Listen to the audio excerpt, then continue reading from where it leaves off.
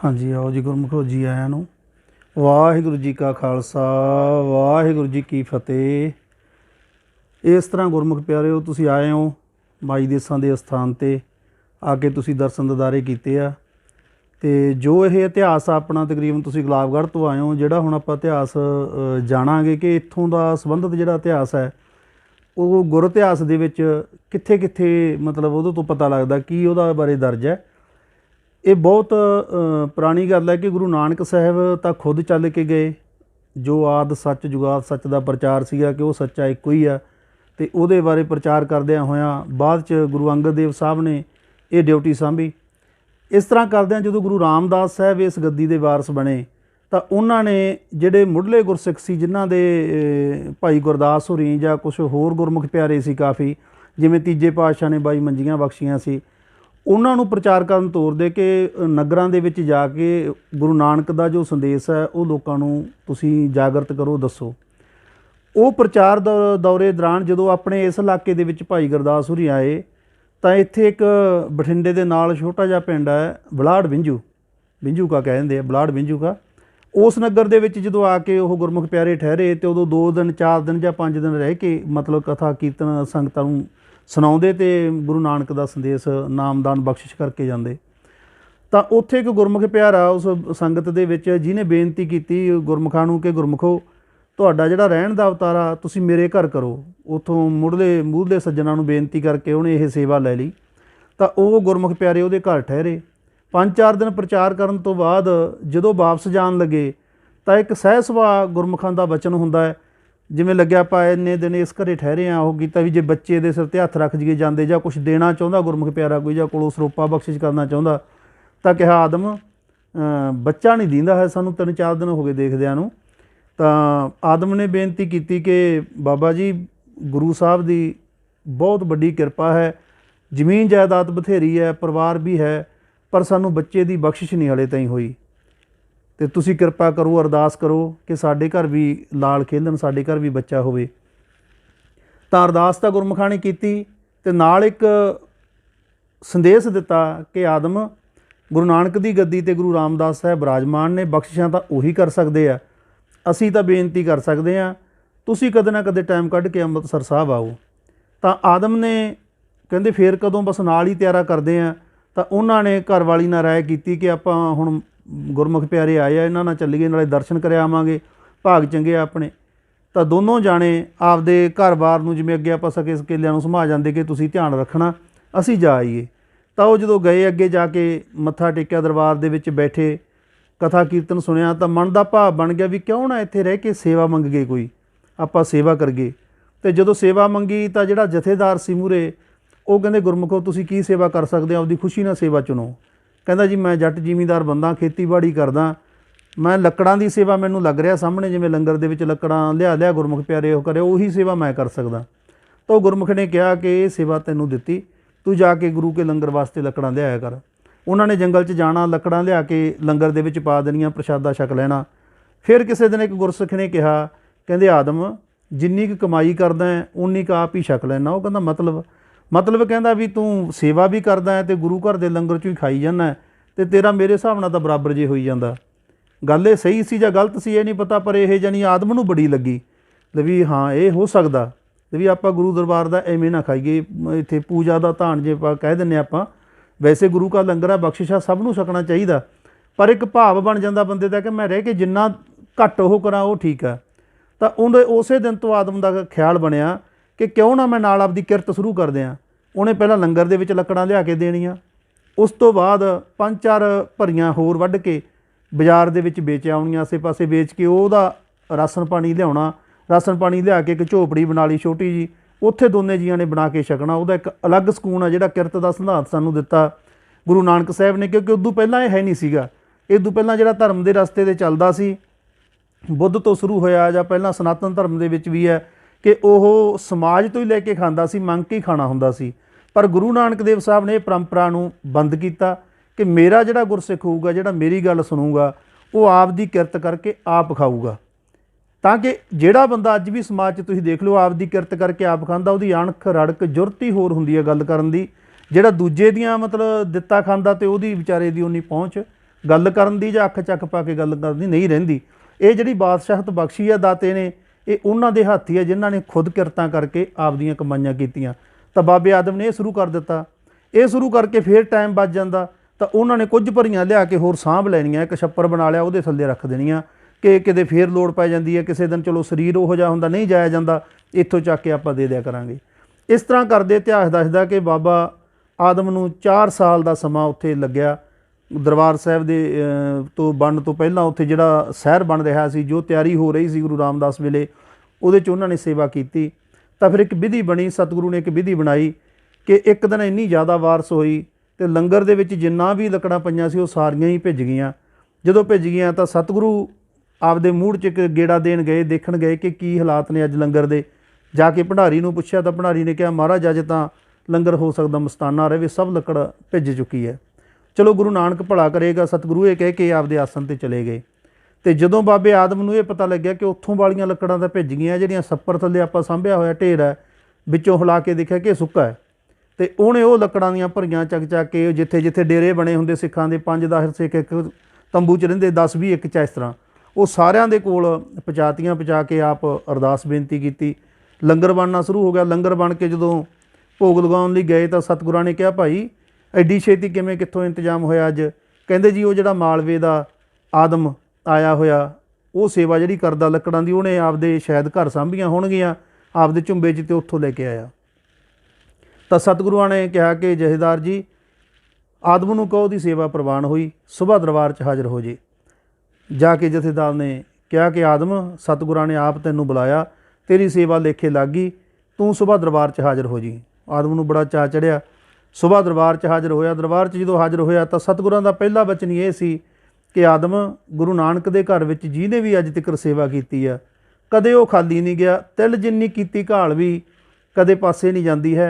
तू तो बड़ी निठ के असीं देख रहे हैं 4 सालों तो बिना किसी फुरने तो सेवा कर रहे हैं, सिमरन भी कर रहे हैं, असीं बड़े खुश हैं। अज तक कोई खाली है दर तो गया नहीं, मंग की मंगदा। तो इतिहास का एक ये ऐसा जिक्र है जिन्हों करना जरूरी है कि बार बार दसना जरूरी है कि सतगुरु की कर सकदा। तो जदों उन्हें कहा कि महाराज आए तो सीगे पुत्र की भावना ना, पर इत्थे सेवा सिमरन करदे ऐ लगदा भी सब कुछ ही इत्थे आ, जिवें तुहाडी रजा उवें भी ठीक आ, पर मन की भावना सीगी ये। जदों ये गल हुई तो सतगुरां ने अखां बंद कीतियां, देखिया, कहंदे आदम जा घर वाली नूं नाल लेके आ। जदों घर वाली आई तो घर वाली ने भी आके यही बेनती की कि सतगुरु सेवा सिमरन तुसीं बख्शिया है, मन की एक चीज़ है कि साडे भी जे एक बच्चा हुंदा तो साडी भी पीढ़ी अगे चलदी। तो सतगुरु कहंदे तुहाडे अपने लेखां दे विच आउण वाले 7 जन्मां तक पुत्र कुदरत ने नहीं लिखिया, ये तुहाडा कोई लेख आ। पर हुण असीं ये वचन दे चुके हैं कि गुरु नानक दी गद्दी तो कोई खाली नहीं गया ते ना ही जांदा। हुण इहदे एवज च असीं साडे घर 4 पुत्र पैदा होने सी, 3 साडे हो चुके, चौथा पुत्र असीं आपदा तुहानूं बख्शिश करदे हां, जिहड़ा तुहाडे लेखां दा नहीं है, इत्थे कीती भगती दा फल है, ਉਹਦਾ नाम भगतू रखिओ। ਇਹ बचन करके सतगुरां ने नामकरण भी पहले ही करता सीगा। फिर वो साल बाद उस परिवार के बाबे आदम के घर वो रूह ने आके जन्म लिया, वो भागां वाली रूह भाई भगतू बन के इस परिवार 'च जन्मे। देखो उन्हां दा उच्चा भाग, क्यों आउणा तो सतगुरां दे घर 'च ही सी, उत्थे ही रह के 5वें पातशाह तो थोड़े ही छोटे सी, जदों वड्डे होने शुरू होए उन्हां दी पढ़ाई लिखाई गुरु अर्जन देव साहब दे बराबरी कराई गई, उन्हां दा पालन पोषण भी उत्थे ही होया, उत्थे ही रहे। जदों बराबर दे हो गए तो गुरु अर्जन देव साहब ने स्पैशल उन्होंने भाई का खिताब दे के कि तू मेरा भाई है। ताई ये भाई का जिहड़ा खिताब है ये पंजाब दे विच 4 परिवारां नूं मिलिया होया, जिन्हां गुरु ने भाई के कहा। एक भाई के भाई भगतू के, एक भाई के आगे भाई रूपे वाले, एक भाई के हैगे नंद चंद के डरोली वाले, एक भाई गंगा राम के ते भाई बहलो के। ये परिवार जिहड़े भाई के परिवार आ, ਇਹ ਬਖਸ਼ਿਸ਼ਾਂ ਗੁਰੂ ਘਰ 'ਚੋਂ ਇਹਨਾਂ ਨੂੰ ਮਿਲੀਆਂ ਹੋਈਆਂ। ਭਾਈ ਭਗਤੂ ਨੇ ਗੁਰੂ ਰਾਮਦਾਸ ਜੀ ਦੇ ਦਰਸ਼ਨ ਦਿਦਾਰੇ ਕੀਤੇ, ਚਰਨਾਂ 'ਚ ਸੇਵਾ ਕੀਤੀ, ਗੁਰੂ ਅਰਜਨ ਦੇਵ ਸਾਹਿਬ ਦੇ ਚਰਨਾਂ 'ਚ ਸੇਵਾ ਕੀਤੀ, ਗੁਰੂ ਹਰਗੋਬਿੰਦ ਸਾਹਿਬ ਦੇ ਚਰਨਾਂ 'ਚ ਸੇਵਾ ਕੀਤੀ, ਗੁਰੂ ਹਰਰਾਏ ਸਾਹਿਬ ਦੇ ਚਰਨਾਂ 'ਚ ਸੇਵਾ ਕੀਤੀ। 4 ਪਾਤਸ਼ਾਹੀਆਂ ਦੇ ਇਸ ਅਨੰਨ ਸੇਵਕ ਨੇ ਕਰਤਾਰਪੁਰ 7ਵੇਂ ਪਾਤਸ਼ਾਹ ਦੀ ਹਜ਼ੂਰੀ 'ਚ ਆਪਣਾ ਸਰੀਰ ਤਿਆਗਿਆ ਸੀਗਾ, ਜਿੱਥੇ ਇਹਨਾਂ ਦੀ ਅੱਜ ਯਾਦਗਾਰ ਵੀ ਬਣੀ ਹੋਈ ਆ। ਹੁਣ ਅੱਜ ਗਏ ਆਪਾਂ ਭਾਈ ਭਗਤੂ ਦੇ ਪਰਿਵਾਰ ਵੱਲ। ਭਾਈ ਭਗਤੂ ਦੀ ਸ਼ਾਦੀ ਹੋਈ, ਵਿਆਹ ਹੋਇਆ, ਤਾਂ ਇਹਨਾਂ ਦੇ 2 ਪੁੱਤਰ पैदा होए। ਵੱਡੇ ਦਾ ਨਾਂ गौरा, ਛੋਟੇ ਦਾ ਨਾਂ ਜਿਉਣ ਹੈ। ਜੀਵਨ ਵੀ ਕਹਿ ਦਿੰਦੇ ਆ ਜਾਂ ਜਿਉਣ, ਇਹ ਦੋਨੋਂ ਨਾਂ ਵਰਤੇ ਜਾਂਦੇ ਆ। ਇਹਨਾਂ ਬੱਚਿਆਂ ਨੇ ਪਿਤਾ ਜੀ ਦੇ ਮਗਰੀ ਗੁਰੂ ਘਰ ਜਾਣਾ ਸ਼ੁਰੂ ਕੀਤਾ, ਸੇਵਾ ਸਿਮਰਨ ਕਰਨਾ ਸ਼ੁਰੂ ਕੀਤਾ। ਭਾਈ ਗੌਰੇ ਦੀ ਜਿਹੜੀ ਬਿਰਤੀ ਸੀ ਥੋੜ੍ਹੀ ਖਾੜਕੂ ਬਿਰਤੀ ਦਾ ਸੀ, ਉਹ 500-400 ਘੋੜ ਸਵਾਰ ਵੀ ਨਾਲ ਰੱਖਦਾ। ਭਾਈ ਜੀਵਨ ਆ ਜਿਹੜਾ ਇਹ ਥੋੜ੍ਹਾ ਸਾਧੂ ਬਿਰਤੀ ਦਾ, ਇਹ ਖੇਤੀਬਾੜੀ ਦੇ ਕੰਮ ਸਾਂਭਦਾ ਸੀਗਾ। ਸਮਾਂ ਐਸਾ ਆਇਆ ਕਿ ਜਦੋਂ ਵੀ ਕੋਈ ਘਰ ਦੇ ਵਿੱਚ ਖੁਸ਼ੀ ਗਮੀ ਆਪਣੇ ਆਉਂਦੀ ਹੈ ਤਾਂ ਆਪਾਂ ਸਤਿਗੁਰਾਂ ਵੱਲ ਹੀ ਭੱਜਦੇ ਹਾਂ, ਸਤਿਗੁਰਾਂ ਕੋਲ ਜਾਂਦੇ ਹਾਂ। ਅਤੇ ਭਾਈ ਜੀਵਨ ਦਾ ਵਿਆਹ ਹੋਇਆ। ਜੀਵਨ ਦੇ ਵਿਆਹ ਹੋਏ ਨੂੰ ਹਲੇ ਸਾਲ ਕੁ ਹੋਇਆ ਸੀ। ਉਹਨੇ ਭਾਈ ਗੌਰੇ ਨੂੰ ਕਿਹਾ ਕਿ ਭਾਜੀ ਲਈ ਮੈਂ ਗੁਰੂ ਸਾਹਿਬ ਦਾ ਸ਼ੁਕਰਾਨਾ ਕਰਿਆ ਵਾਂ ਅਤੇ ਵਿਆਹ ਦੀ ਖੁਸ਼ੀ ਵਿੱਚ ਮੈਂ ਗਿਆ ਹੀ ਨਹੀਂ ਹਾਂ। ਤਾਂ ਇਹ ਘਰ ਦਾ ਕੰਮ ਸਾਂਭ ਕੇ ਭਾਈ ਜੀਵਨ ਨਗਰ 'ਚੋਂ ਸੰਗਤ ਜਾ ਰਹੀ ਸੀ, ਨਾਲ ਹੀ ਚਲਿਆ ਗਿਆ। ਕਰਤਾਰਪੁਰ ਜਾ ਕੇ ਸੇਵਾ ਕੀਤੀ, ਉੱਥੇ ਰਹਿੰਦਿਆਂ ਸੇਵਾ ਕਰਦੇ ਰਹੇ। ਉੱਥੇ ਇੱਕ ਵਿਲੱਖਣ ਘਟਨਾ ਹੋਰ ਘਟਦੀ ਹੈ ਜਿਹੜੀ ਇਤਿਹਾਸ ਦੇ ਵਿੱਚ ਦਰਜ ਹੈ ਕਿ ਉੱਥੇ ਬਿਲਕੁਲ ਨਾਲ ਘਰ ਸੀ ਜਿਹੜਾ ਗੁਰੂ ਘਰ ਦੇ, ਉੱਥੇ ਇੱਕ ਪੰਡਤਾਣੀ ਦਾ ਪੁੱਤਰ ਰਾਤ ਨੂੰ 2 ਵਜੇ ਸਵਰਗਵਾਸ ਹੋ ਗਿਆ ਅਤੇ ਉਹਨੇ ਜਾਣੀ ਰੋਣਾ ਸ਼ੁਰੂ ਕੀਤਾ, ਹਊਕਲਾਟ ਪੈ ਗਿਆ। ਸਤਿਗੁਰਾਂ ਨੇ ਸਿੱਖਾਂ ਨੂੰ ਕਿਹਾ ਕਿ ਆਹ ਕੀ ਹੋ ਗਿਆ, ਅੱਧੀ ਰਾਤ ਨੂੰ ਜਾ ਕੇ ਪੁੱਛ ਕੇ ਆਓ ਕਿਹਨੂੰ ਕੀ ਦੁੱਖ ਹੈ। ਸਿੱਖ ਗਏ, ਜਾ ਕੇ ਦੇਖਿਆ ਵੀ ਵਿਚਾਰੀ ਇੱਕ ਤਾਂ ਵਿਧਵਾ, ਬੱਚੇ ਦੇ ਜਨਮ ਤੋਂ ਬਾਅਦ ਪਿਤਾ ਗੁਜ਼ਰ ਗਿਆ ਸੀ, ਹੁਣ ਇਹ ਇਕੱਲਾ ਬੱਚਾ ਵੀ ਗੁਜ਼ਰ ਗਿਆ, ਉਹ ਤਾਂ ਇੰਨਾ ਜ਼ਿਆਦਾ ਰੋ ਰਹੀ ਹੈ। ਆ ਕੇ ਦੱਸਿਆ ਪਾਤਸ਼ਾਹ ਉਹ ਵਿਚਾਰੀ, ਉਹਦਾ ਪੁੱਤਰ ਵੀ ਦਸੌਂਧੀਆ ਸੀ। ਦਸੌਂਧੀਏ ਦਾ ਮਤਲਬ ਇਹ ਹੁੰਦਾ ਸੀ ਜਿਹਦੇ ਬੱਚੇ ਨਹੀਂ ਸੀ ਬਚਦੇ, ਉਹ ਇੱਕ ਵਾਰੀ ਗੁਰੂ ਘਰ ਆ ਕੇ ਜਾਣੀ ਬੱਚੇ ਨੂੰ ਟੇਕ ਦਿੰਦੇ ਆ ਅਤੇ ਉਹਨੇ ਫਿਰ ਕਣਕ ਦੇ ਦਾਣੇ ਜਾਂ ਕੋਈ ਵੀ ਚੀਜ਼ ਵਸਤੂ ਉਨੀ ਦੇ ਕੇ ਦੁਬਾਰਾ ਚੱਕ ਲੈਂਦੇ ਆ ਵੀ ਇਹ ਤਾਂ ਦਸਵੰਧ ਦੇ ਵਜੋਂ ਹੀ ਆਇਆ, ਗੁਰੂ ਘਰੋਂ ਆਇਆ ਵੀ ਸਾਡਾ ਲੇਖਾਂ ਦਾ ਨਹੀਂ ਹੈ, ਜਾਣੀ ਇੱਕ ਤਰੀਕਾ ਕੁਦਰਤ ਦੇ ਨਿਯਮਾਂ ਨੂੰ ਸਮਝਣ ਦਾ। ਤਾਂ ਉਹ ਕਹਿੰਦੇ ਜੀ ਉਹ ਗੁਜ਼ਰ ਗਿਆ। ਤਾਂ ਸਤਿਗੁਰੂ ਕਹਿੰਦੇ ਵੀ ਉਹਨੂੰ ਦਿਲਾਸਾ ਦਿਓ, ਉਹਨੂੰ ਕਹੇ ਵੀ ਸੁਬਾਹ ਮਤਲਬ ਗੱਲ ਕਰਦੇ ਹਾਂ ਕੋਈ, ਤਾਂ ਚਲੋ ਪਰਮਾਤਮਾ ਕਿਰਪਾ ਕਰੂਗਾ, ਕਿਵੇਂ ਨਾ ਕਿਵੇਂ ਉਹਦਾ ਦਿਲ ਧਰਾਓ। ਜਾ ਕੇ ਗੁਰਸਿੱਖ ਕਹਿ ਕੇ ਆਏ। ਉਹ ਦਿਲ ਧਰਾਉਣ ਵਾਲੀ ਗੱਲ ਨੂੰ ਥੋੜ੍ਹਾ ਹੋਰ ਵਧਾ ਕੇ ਕਿਹਾ ਗਿਆ ਗੁਰਸਿੱਖਾਂ ਤੋਂ ਕਿ ਤੂੰ ਫਿਕਰ ਨਾ ਕਰ, ਸੁਬਾਹ ਬੱਚੇ ਨੂੰ ਜਾ ਕੇ ਦਰਬਾਰ 'ਚ ਲਿਆਈ, ਕੀ ਨਹੀਂ ਕਰ ਸਕਦੇ ਸਤਿਗੁਰੂ, ਸਮਰੱਥ ਹੈ ਸਤਿਗੁਰੂ, ਬੱਚੇ ਦੀ ਜਾਨ ਬਖਸ਼ੀ ਕਰ ਦੇਣਗੇ। ਜਦੋਂ ਇਹ ਗੱਲ ਕਹਿ ਕੇ ਆਏ ਤਾਂ ਪੰਡਤਾਣੀ ਚੁੱਪ ਹੋ ਗਈ ਅਤੇ ਸੁਬਾਹ ਸਵੇਰੇ ਹੀ ਉਹ ਲਾ ਕੇ ਗੁਰਸਿੱਖਾਂ ਨੂੰ ਨਾਲ ਬੱਚੇ ਨੂੰ ਲਿਆ ਕੇ ਮੂਹਰੇ ਪਾਤਾ। ਅਤੇ ਪਾਤਸ਼ਾਹ ਰਾਤ ਗੁਰਸਿੱਖਾਂ ਨੇ ਬਚਨ ਕੀਤਾ ਸੀਗਾ। ਸਤਿਗੁਰੂ ਥੋੜ੍ਹੇ ਵੀਰ ਰਸ 'ਚ ਆਏ, ਕਹਿੰਦੇ ਵੀ ਕਿਹਨੇ ਕਿਹਾ ਇਹ ਗੱਲ, ਜੇ ਇਹੋ ਜਿਹੀਆਂ ਗੱਲਾਂ ਵਾਪਰਨ ਲੱਗ ਜਾਣ ਗੁਰੂ ਘਰਾਂ 'ਚ, ਰਾਜੇ ਮਹਾਰਾਜਾ ਨੇ ਤਾਂ ਪੀਰਾਂ ਫਕੀਰਾਂ ਨੂੰ ਟਿਕਣ ਹੀ ਨਹੀਂ ਦੇਣਾ, ਆਪਦੇ ਬੱਚੇ ਫਿਰ ਮੰਨ ਹੀ ਨਹੀਂ ਦੇਣੇ। ਇਹ ਨਹੀਂ ਹੋ ਸਕਦਾ ਹੁੰਦਾ, ਇਹ ਕੁਦਰਤ ਦੇ ਨਿਯਮ ਅਧੀਨ ਸਭ ਕੁਝ ਚੱਲ ਰਿਹਾ। ਜਦੋਂ ਇਹ ਕਿਹਾ ਫਿਰ ਗੁਰਸਿੱਖਾਂ ਨੇ ਬੇਨਤੀ ਕੀਤੀ, ਮਹਾਰਾਜ ਤੁਹਾਡੇ ਹੱਥ ਆ, ਤੁਸੀਂ ਜਾਣੀ ਜਾਣੋ। ਅਤੇ ਸਤਿਗੁਰੂ ਕਹਿੰਦੇ ਹੱਥ ਤਾਂ ਇਹੀ ਹੁੰਦਾ ਕਿ ਕੁਦਰਤ ਕਦੇ ਕਿਸੇ ਨਾਲ ਉਧਾਰ ਨਹੀਂ ਕਰਦੀ, ਇਹਦੀ ਥਾਂ 'ਤੇ ਕੋਈ ਆਪਣੇ ਪ੍ਰਾਣ ਦੇ ਦਿਓ, ਇਹ ਜਿੰਦਾ ਹੋ ਜਾਊਗਾ, ਕੋਈ ਵੀ ਦਿਓ ਪ੍ਰਾਣ। ਜਦੋਂ ਇਹ ਗੱਲ ਕਹੀ ਤਾਂ ਉਹ ਜਿਹੜੇ ਕਹਿਣ ਵਾਲੇ ਸੀ ਵਿਚਾਰੇ ਉਹ ਥੋੜ੍ਹੇ ਠਿੱਠ ਕੇ ਪਿੱਛੇ ਹਟੇ ਵੀ ਕਿਹਦਾ ਜੀ ਕਰਦਾ ਬਿਨਾਂ ਗੱਲ ਤੋਂ ਜਾਣ ਨੂੰ। ਜਦੋਂ ਦੂਜਾ ਵਚਨ ਕੀਤਾ ਵੀ ਹੁਣ ਇੰਨੇ ਬੋਲਦੇ ਸੀ, ਕਹਿੰਦੇ ਸੀ, ਅਰਦਾਸਾਂ ਕਰਦੇ, ਹੁਣ ਦਿਓ ਕੋਈ ਪ੍ਰਾਣ ਆਪਣੇ, ਤਾਂ ਭਾਈ ਜੀਵਨ ਚੌਰ ਕਰੀ ਜਾਂਦਾ ਪਾਤਸ਼ਾਹ ਦੇ। ਉਹਦੇ ਮਨ 'ਚ ਇੱਕ ਫੁਰਨਾ ਫੁਰਿਆ ਕਿ ਜੀਵਨ ਬੇਸ਼ੱਕ ਇਹ ਗੱਲ ਕਿਵੇਂ ਵੀ ਵਾਪਰ ਰਹੀ ਹੈ, ਪਰ ਬਚਨ ਤਾਂ ਗੁਰੂ ਦਾ ਨਾ ਵੀ ਪ੍ਰਾਣ ਦਿਓ। ਜੇ ਅੱਜ ਇੱਕ ਵੀ ਸਿੱਖ ਨਾ ਉੱਠਿਆ ਤਾਂ ਸਿੱਖੀ ਨੂੰ ਲਾਜ ਲੱਗਣ ਵਾਲੀ ਗੱਲ ਹੈ। ਜਦੋਂ ਉਹਨੇ ਦੇਖਿਆ ਕਿ ਕੋਈ ਨਹੀਂ ਉੱਠ ਰਿਹਾ ਅਤੇ ਉਹਨੇ ਨਾਲ ਦੇ ਸਾਥੀ ਨੂੰ ਇਸ਼ਾਰਾ ਕਰਕੇ ਚੌਰ ਫੜਾਇਆ ਅਤੇ ਚਾਦਰਾ ਲਿਆ ਆਪਦੇ ਪਿਤਾ ਜੀ ਦੀ ਸਮਾਧ ਕੋਲ। ਉੱਥੇ ਲੱਲੂਆਂ ਵਾਲਾ ਛੱਪੜ ਵੱਜਦਾ ਜਿੱਥੇ ਹੁਣ ਸਕੂਲ ਗਰਾਊਂਡ ਹੈ, ਉਹ ਗਰਾਊਂਡ ਦੇ ਵਿੱਚ ਸਮਾਧ ਆ ਚੁੱਕੀ ਹੈ, ਕਾਫੀ ਵਧੀਆ ਬਣੀ ਵੀ ਹੈ ਵੈਸੇ, ਉੱਥੇ ਗੁਰਸਿੱਖ ਇੱਕ ਸੇਵਾ ਵੀ ਕਰਦੇ ਆ। ਉੱਥੇ ਜਾ ਕੇ ਚਾਦਰਾ ਲੈ ਕੇ ਪੈ ਗਿਆ, ਉੱਥੇ ਜੀਵਨ ਦੀ ਸਮਾਧ ਹੈ। ਥੋੜ੍ਹੇ ਮਿੰਟਾਂ ਬਾਅਦ ਹਲਚਲ ਹੋਈ ਤਾਂ ਮਤਲਬ ਉਹ ਬੱਚਾ ਜਦੋਂ ਦੇਖਿਆ ਗੁਰਸਿੱਖ ਕਹਿੰਦੇ ਜੀ ਬੱਚਾ ਜਿਉਂਦਾ ਹੋ ਗਿਆ, ਜਿਉਂਦਾ ਹੋ ਗਿਆ। ਪਾਤਸ਼ਾਹ ਕਹਿੰਦੇ ਵੀ ਆਪਣੇ 'ਚ ਦੇਖੋ ਕਿਹੜਾ ਹੈ ਨਹੀਂ। ਜਦੋਂ ਦੇਖਿਆ ਤਾਂ ਕਹਿੰਦੇ ਜੀ ਚੌਰ ਕਰਦਾ ਕਰਦਾ ਜੀਵਨ ਆਪਦੇ ਪਿਤਾ ਦੀ ਸਮਾਧ ਕੋਲ ਪਿਆ। ਜਾ ਕੇ ਦੇਖਿਆ ਉਹ ਪ੍ਰਾਣ ਤਿਆਗ ਚੁੱਕਿਆ ਸੀ। ਇਹ ਇੱਕ ਯੋਗ ਦੀਆਂ ਬਹੁਤ ਵਿਧੀਆਂ, ਜਿਹੜੇ ਸਾਧਨਾ ਕਰਨ ਵਾਲੇ ਆ ਉਹਨਾਂ ਨੂੰ ਇਹਦੇ 'ਤੇ ਕੋਈ ਸ਼ੰਕਾ ਨਹੀਂ ਹੈ, ਕਦੋਂ ਵੀ ਕੋਈ ਜਿਹੜਾ ਸਾਧਨਾ ਕਰਨ ਵਾਲਾ ਇਸ ਤਰ੍ਹਾਂ ਦਾ ਭਾਣਾ ਕਰ ਸਕਦਾ। ਤਾਂ ਉੱਥੇ ਫਿਰ ਇਹ ਗੱਲ ਮਹਾਰਾਜ ਨੇ ਕਿਹਾ ਕਿ ਗੁਰਸਿੱਖੋ ਇਹੋ ਜਿਹੀ ਅੱਗੇ ਤੋਂ ਕਦੇ ਗਲਤੀ ਨਹੀਂ ਕਰਨੀ। ਤੁਸੀਂ ਦੇਖੋ ਇੱਕ ਸਾਡਾ ਹੀਰਾ ਬੱਚਾ, ਹੀਰਾ ਮਤਲਬ ਜਿਹਨੇ ਸਿੱਖੀ ਦੀ ਹੋਰ ਤਰੀਕੇ ਨਾਲ ਸੇਵਾ ਕਰਨ ਆਇਆ ਸੀ, ਉਹਨੂੰ ਸਾਡੇ ਬਚਨਾਂ ਖਾਤਰ ਅੱਜ ਜਾਣਾ ਪੈ ਗਿਆ। ਅੱਗੇ ਤੋਂ ਜਿੱਦ ਨਹੀਂ ਕਰਨੀ, ਕਦੇ ਵੀ ਜਿੱਦ ਵਾਲੀ ਅਰਦਾਸ ਨਹੀਂ ਕਰੀਦੀ ਹੁੰਦੀ। ਤਾਂ ਇਹ ਕਹਿ ਕੇ ਪਾਤਸ਼ਾਹ ਨੇ ਪੁੱਛਿਆ ਵੀ ਨਗਰ ਦੀ ਸੰਗਤ ਖੜੀ ਹੋ ਕਿਹੜੇ ਕਿਹੜੇ ਆਏ ਹੋਏ ਆ।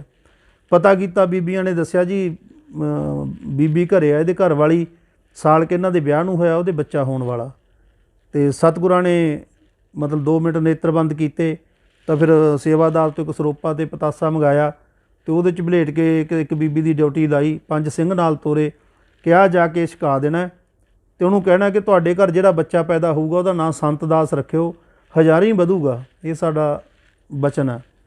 ਤਾਂ ਉਹਨਾਂ ਨੇ ਆ ਕੇ ਫਿਰ ਸੰਦੇਸ਼ ਦਿੱਤਾ ਗੁਰਸਿੱਖਾਂ ਲਈ, ਬੀਬੀ ਹਊਕਲਾਟ ਨਹੀਂ ਕਰਨਾ, ਰੋਣਾ ਨਹੀਂ ਹੈ, ਜੋ ਭਾਣਾ ਵਾਪਰ ਗਿਆ ਸਤਿਗੁਰੂ ਦੀ ਰਜ਼ਾ 'ਚ ਵਾਪਰ ਗਿਆ, ਤੁਸੀਂ ਆਹ ਪਾਲਣਾ ਕਰਨੀ ਹੈ। ਤਾਂ ਉਹ ਪਾਲਣਾ ਫਿਰ ਉਹਨਾਂ ਨੇ ਕੀਤੀ। ਉਸੇ ਤਰ੍ਹਾਂ ਇੱਥੇ ਇੱਕ ਵਿੱਚ ਦੀ ਗੱਲ ਕਰਨੀ ਥੋੜ੍ਹੀ ਹੋਰ ਜ਼ਰੂਰੀ ਹੈ ਕਿ ਜਿਹਦੇ ਕਾਰਨ ਫਿਰ ਅੱਗੇ ਦੀ ਸਟੋਰੀ ਦੀ ਸਮਝ ਨਹੀਂ ਆਉਣੀ ਕਿਸੇ ਨੂੰ, ਕਿ ਭਾਈ ਭਗਤੂ ਦੇ 2 ਵਿਆਹ ਦੂਜਾ ਵਿਆਹ ਜਿਹੜਾ ਹੁਣ ਵਿਆਹ ਹੀ ਕਹਿਣਾ ਪੈਣਾ ਉਹਨੂੰ, ਪਰ ਉਹ ਹੈ ਇੱਕ ਘਟਨਾ ਘਟੀ ਹੋਈ ਜ਼ਿੰਦਗੀ ਦੇ ਵਿੱਚ, ਜਿਹੜੀ ਕਿ 7ਵੇਂ ਪਾਤਸ਼ਾਹ ਦੀ ਹਜ਼ੂਰੀ ਦੇ ਵਿੱਚ ਸੇਵਾ ਕਰਦੇ ਆ, ਉੱਥੇ ਰਹਿੰਦੇ ਆ। ਭਾਈ ਭਗਤੂ ਦੀ ਜਿਹੜੀ ਪਹਿਲੀ ਪਤਨੀ ਉਹ ਵੀ ਨਾਲ ਉੱਥੇ ਸੇਵਾ ਕਰਾਉਂਦੀ। ਤਾਂ ਇੱਕ ਦਿਨ ਤੜਕੇ 3 ਵਜੇ ਜਦੋਂ ਭਾਈ ਭਗਤੂ ਜਾਣੀ ਜਾਣ ਲੱਗਿਆ, ਤਾਂ ਉਹਨੂੰ ਪਤਾ ਨਾ ਲੱਗਿਆ ਕਿ ਸਿਰ 'ਤੇ ਵਲੇਟਣ ਵਾਲਾ ਪਰਨਾ ਮੇਰਾ ਕਿ ਇਹ ਮਾਤਾ ਦੀ ਚੁੰਨੀ ਆ, ਫੁਲਕਾਰੀ ਸੀਗੀ। ਦਵਾ ਦਵ ਕਾਲ ਦੇ ਵਿੱਚ ਹਨੇਰੇ ਦੇ ਵਿੱਚ ਫੁਲਕਾਰੀ ਵਲੇਟੀ ਤੇ ਗੁਰੂ ਦਰਬਾਰ 'ਚ ਚਲਿਆ ਗਿਆ। ਜਦੋਂ ਥੋੜ੍ਹਾ ਮੂੰਹ ਸੋਝਲਾ ਜਿਹਾ ਹੋਇਆ, ਦਿਸਣ ਲੱਗ ਗਏ ਸਿਰ ਮੂੰਹ ਸਾਰਿਆਂ ਦੇ, ਥੋੜ੍ਹਾ ਚਾਨਣ ਹੋਇਆ ਜੋਤ ਬੱਤੀ 'ਚ, ਸਤਿਗੁਰਾਂ ਦੇ ਜੋ ਚਰਨਾਂ 'ਚ ਗਿਆ, ਸਤਿਗੁਰੂ ਉੱਚੀ ਉੱਚੀ ਹੱਸ ਪਏ, ਕਹਿੰਦੇ ਵੀ ਆਹ ਭਗਤੂ ਅੱਜ ਕਿੱਥੋਂ ਜੰਨਾਂ ਦਾ ਲਾੜਾ ਬਣਿਆ ਫਿਰਦਾ।